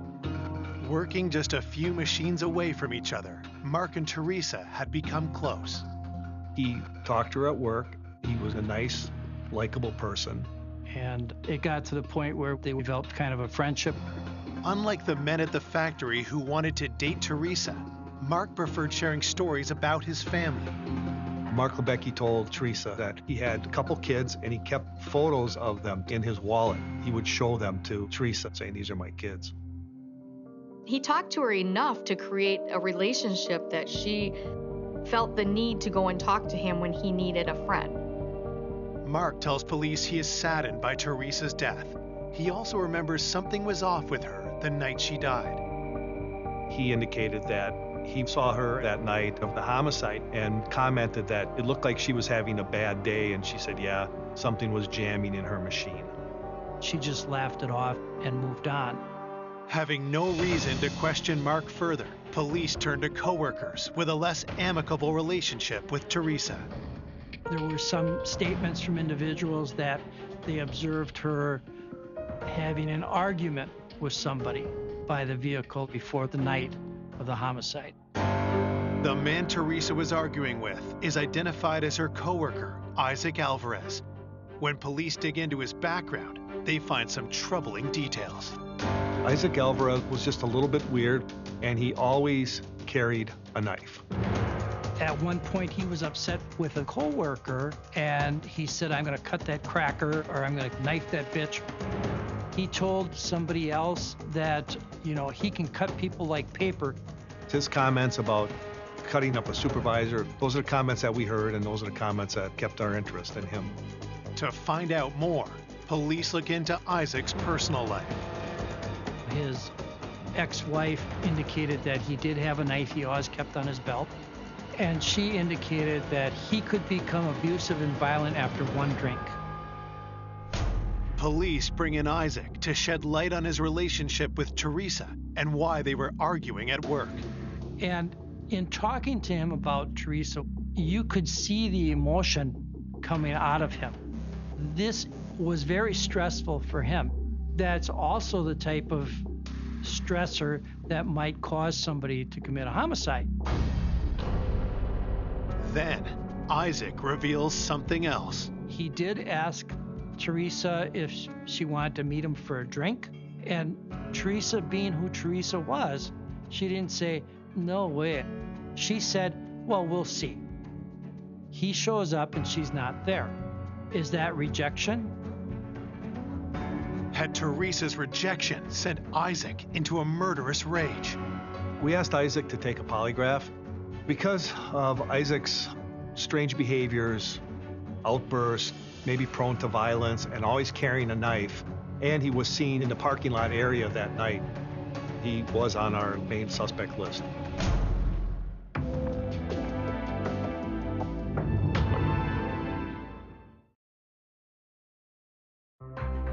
While investigating the stabbing death of Teresa Wesolowski, police focus on her co-workers.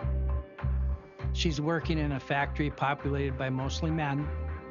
That sets up a scenario where you're going to have people trying to ask her out. She was outgoing and she was friendly, so people could perceive that as being led on, where in fact she was probably just being nice. She always tried to let him down easy. She would always be like, well, I don't want to hurt his feelings.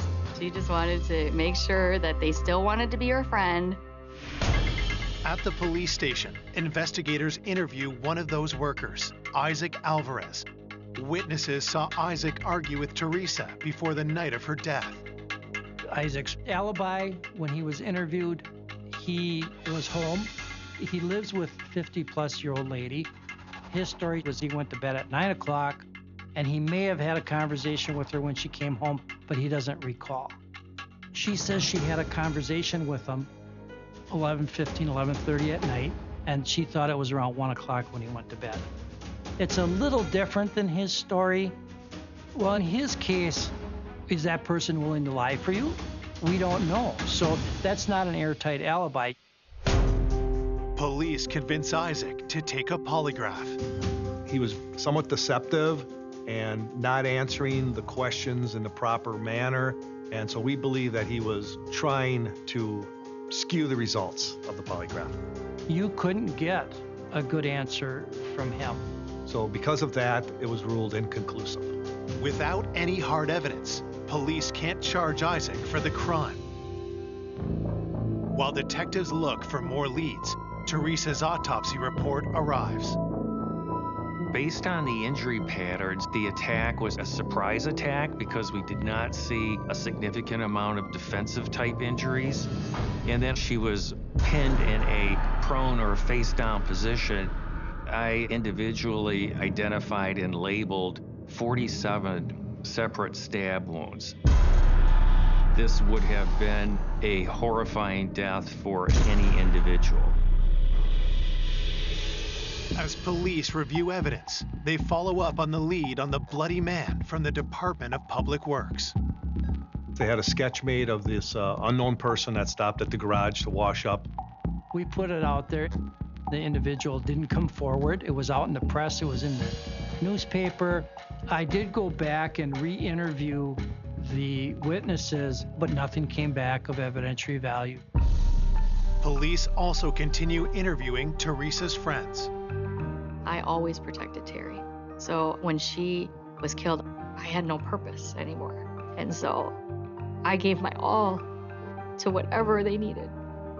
It was hours and hours and hours of interviews with the police, trying to give them everything that I knew about every person we had ever hung out with, for me to help them to hopefully find who did this. One of the people detectives learn about is Jerry Kirkpatrick. So Jerry Kirkpatrick was a delivery guy to Cousins where Teresa worked. Friends say Jerry asked Teresa out numerous times. I don't think she was looking to have a relationship with him. He was definitely interested in her. That's the indication that we got, that he was pursuing her more than she was pursuing him. Police learn about one encounter with Jerry that left Teresa unsettled. I thought I saw Jerry before she died at the club, just watching us. And it gave me this feeling like, why is he here? Like, he shouldn't know we're here. Why is he standing off in the shadows? It was a very creepy feeling. So the question is Jerry stalking her? But then, Teresa's friends point out something else disturbing about Jerry. They thought he might be similar to the picture of the person that was at the Department of Public Works. The drawing looked like him. Officers immediately interview Jerry at his home. Jerry denies he is the man in the sketch. He claims he was at a bar with his stepbrother the night of Teresa's murder, then went home before midnight. There was alibi information that was confirming of the statement. When he got home, he called for a pizza to be delivered, and that was confirmed subsequently with phone records. He let us look at his vehicle. We examined the interior or exterior. Nothing of evidentiary value was located in that examination. Then, investigators make a startling discovery. There were knives found at Jerry Kirkpatrick's residence. A lot of times we'd ask people, do you have knives? And can we see those knives? Do you mind if we have them tested? A lot of times that's done for reaction. So he presents 4 or 5 knives. He did let us look at them when we were at the house. We even submitted them to the crime lab to have it analyzed. While investigators wait for results, Jerry's landlord delivers some alarming news. What happens within the next few days is he talks to his landlord about breaking his lease. Jerry Kirkpatrick decided to move out of town, and that's in the midst of being interviewed and investigation. So right away, that raises our suspicion. Was Jerry trying to give detectives the slip? It is clearly a red flag, and we have to look at that behavior as being possibly flight behavior. So we want to find out why.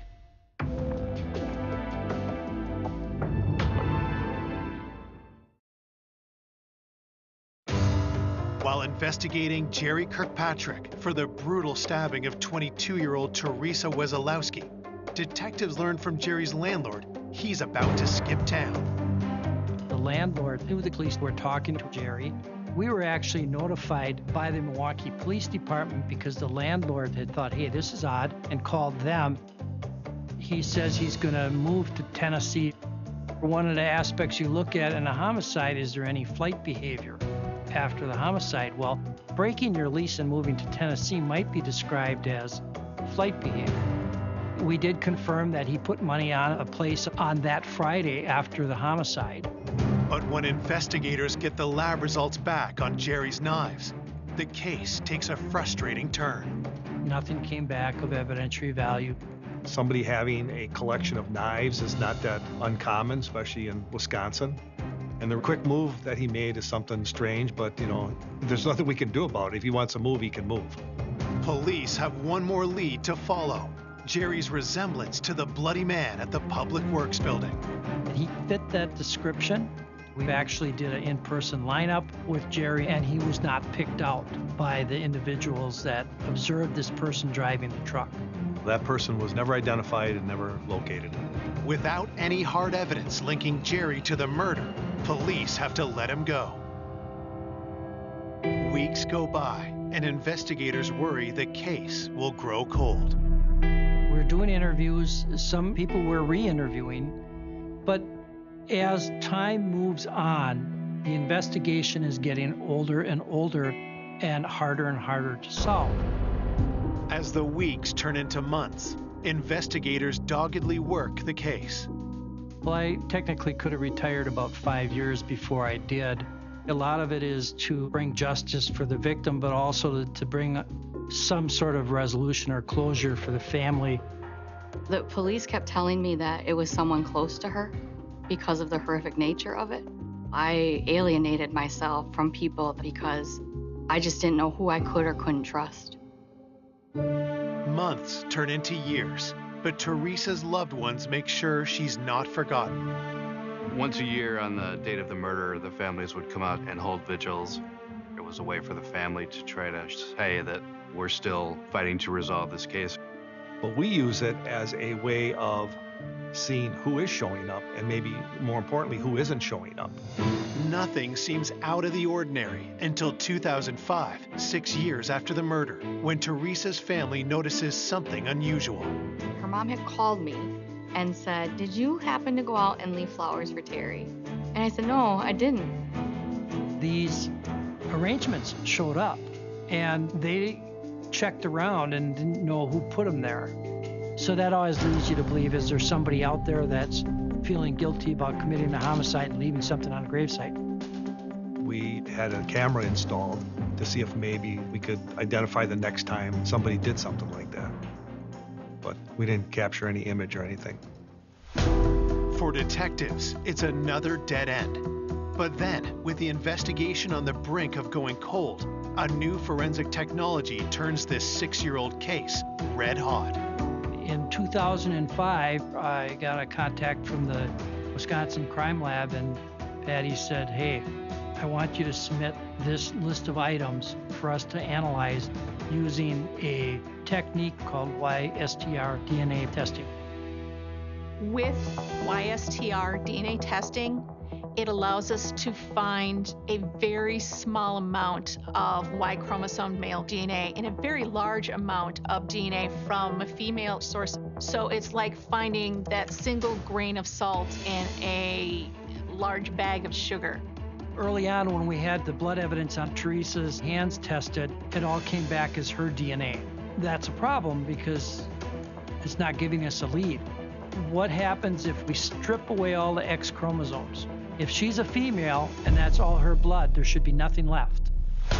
The analyst retests the swabs of Teresa's hands for male DNA.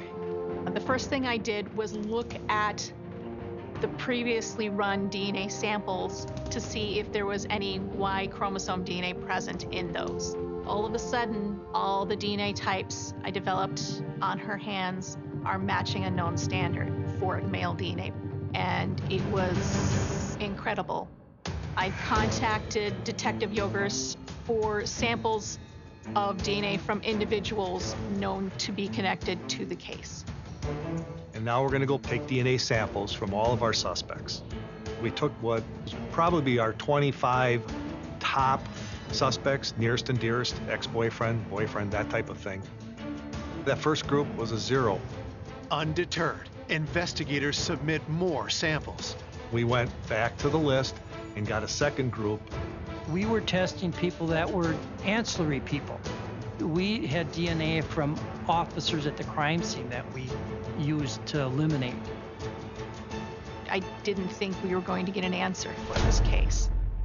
Then, after over 40 samples, a breakthrough. The testing came back and only one person matched the Y chromosome found mixed into the blood on Teresa's hand. Detective Yogers called me and said, you're not going to believe this. The last guy that I swabbed is the guy that has a positive match on that DNA.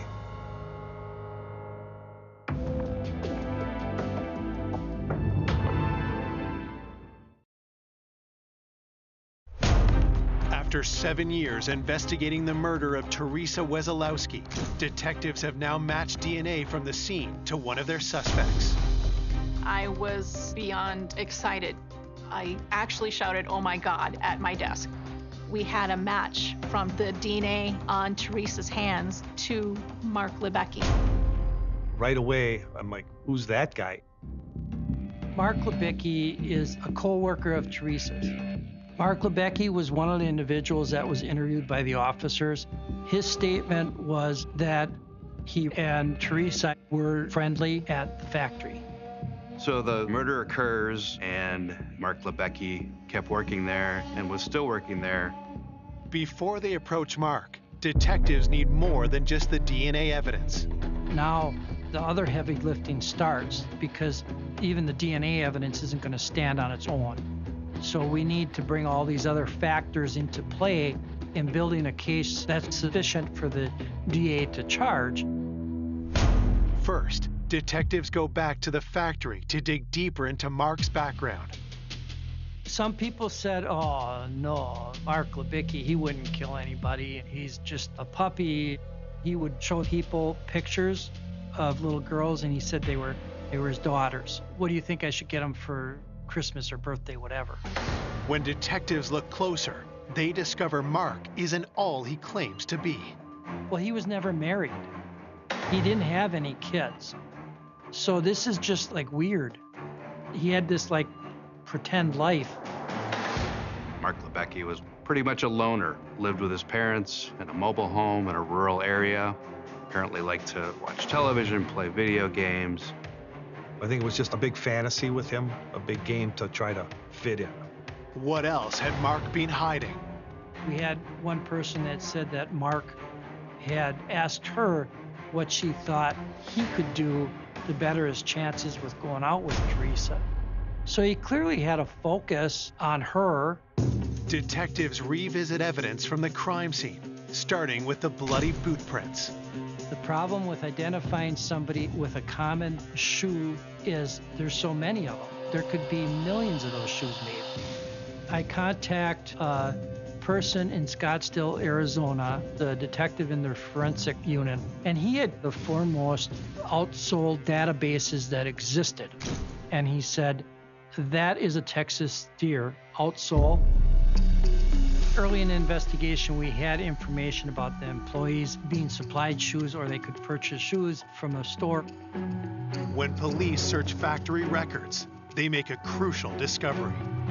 And we determined that Mark Lebecki had submitted a receipt for a Texas steer shoe. Next, investigators turn to the tire tracks left at the scene. So we took 56 people out of our investigation and identified the vehicles that were registered to them at the time of the homicide. 5 individuals had vehicles that were able to make that mark at the scene. One of them was Mark Lebecki. With the evidence piling up, detectives ask Mark to come down to the police department for an interview. He was quiet. He answered the questions. He was confident, I would say. That confidence doesn't last long. When he finds out that his DNA is on her hands, he then starts to try and explain why they are there. What started out as, I just talked to her at the door, is I didn't talk to her then, I talked to her at a break, and we may have hugged. Detectives confront Mark with the evidence. I told him the car, wheel track matches. Your DNA is found on her hands, and a boot that you wear is in the blood footwear impression on the road. So, we're looking at you. You need to start explaining some of this stuff. Now, it's Mark's turn to drop a bombshell on police. He said, I don't want to get anyone else in trouble. I don't want to be a snitch. Then he mentioned this guy named Tom Thompson. Tom Thompson worked at the factory with Mark and Teresa. At the time of the homicide, the officers that went up and did the canvass at the factory did speak with Tom Thompson. His statement to them was that he knew Teresa. He wasn't necessarily friends with Teresa. They never dated, anything like that. Mark tells them what happened the night of the murder. Mark said he stopped on the side of the road to buy some cocaine from Thompson.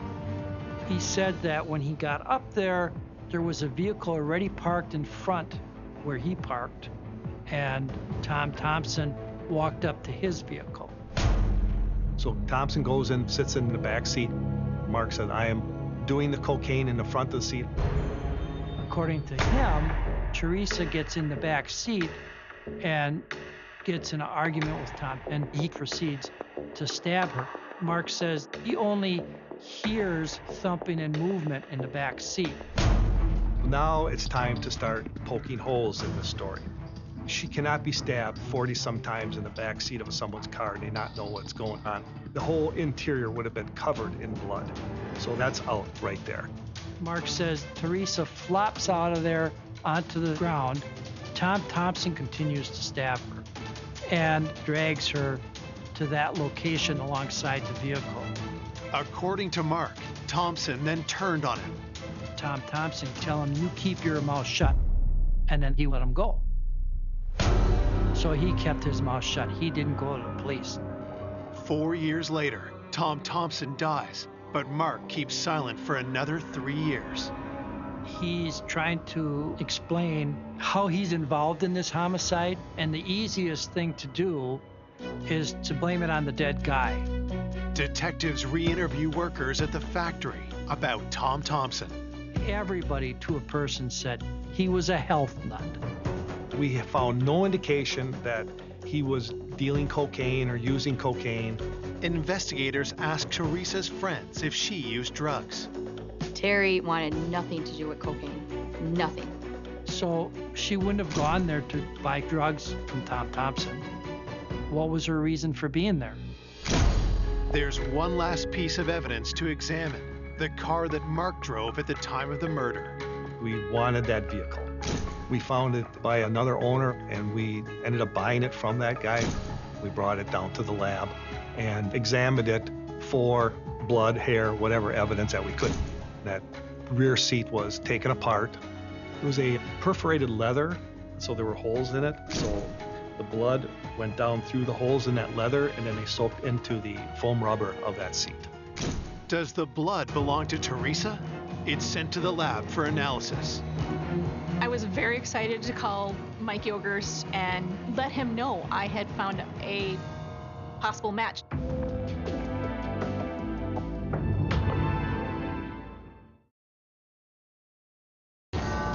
Ten years after 22-year-old Teresa Wesolowski is stabbed to death, detectives are waiting to see if blood found in the back of coworker Mark Lebecki's car belongs to her. Those DNA profiles matched the DNA profile from Teresa Wesolowski. Oh, it was significant. It was an important moment. But what about Mark's claim that coworker Tom Thompson killed Teresa? At this stage, and 7 years after the murder, Lebecki is implicating a man who had died 3 years earlier, but it was only Lebecki's DNA that was ever found on Teresa's body. They find blood in a cushion of a seat in Lebecki's car. They find that that's Teresa's DNA. They have his DNA, her DNA, and at that point, the case was made. That was the final thing that district attorney needed to issue the charge. We really felt that we had turned the corner on this case. Detective Yogers called me and he said, I just want to let you know that we are going to make an arrest. And I was so excited. I was waiting, just waiting for the news. Detectives go to the box factory where Mark works. We watched for him to come out of the building, and Kim and I walked up to him and told him he was under arrest. I was excited. It was a good day. Mark denies killing Teresa, so investigators are left to piece together what really happened that night. I think Mark Lebecki was a very lonely person that probably imagined a relationship with Teresa and decided she was the one. She was just being nice to people. And he probably read that for more than it was. I think for Terry, it was more that this guy was telling him his problems at work, and she was a listener. She would listen. He wore on her heartstrings and her niceness as a person. Then, on May 28th, 1999, Mark made his move. I think that she was coming out of the building, and Mark, for whatever reason, convinced her to meet him. They meet at the back of the vehicle. I think that he probably did ask her to come back to his place for the night. And when she said no, he just went on a rampage and just started stabbing her. He stabbed her multiple times on that road. Then he dragged her over to that grass. He stabbed her some more. There's blood flying up on her car. He was a monster that night. We can only guess at it because he's not talking. We don't have to prove why he did this. We just have to prove that he did. After the vicious stabbing, Mark returned to his normal routine. Mark Lebecki continues to work at the factory. He doesn't make any erratic move like moving away or changing jobs. He just sort of carries on with life as he did before the murder. He had no criminal record. Mark Lebecki certainly did not emerge as a likely suspect at all. It was shocking to hear that Mark Lebecki had killed Teresa. It was almost surreal. It got me because it wasn't anyone I knew. At trial, Mark Lebecki enters a plea of not guilty and sticks to his story that Tom Thompson killed Teresa. Clearly, His incentive was to try and show somebody else did it back there. But that doesn't hold up. I don't think the jury bought that at all. Mark is convicted of first-degree murder, and in November 2010, he is sentenced to 30 years in prison with no chance of parole. Mark Lebecki did not admit guilt. The judge noted that Lebecki never expressed any remorse. In his mind, he's still not guilty. And the judge even said to him, I hope that someday you will admit to yourself that you've done this, because you have done this. The journey was long and tedious. It will never replace Teresa for the family. She was a good kid. She was moving forward with her life. She probably would have maybe had grandkids. All those things are lost because of Mark. I have pictures up of us. We had always said we would grow old together and raise our children together.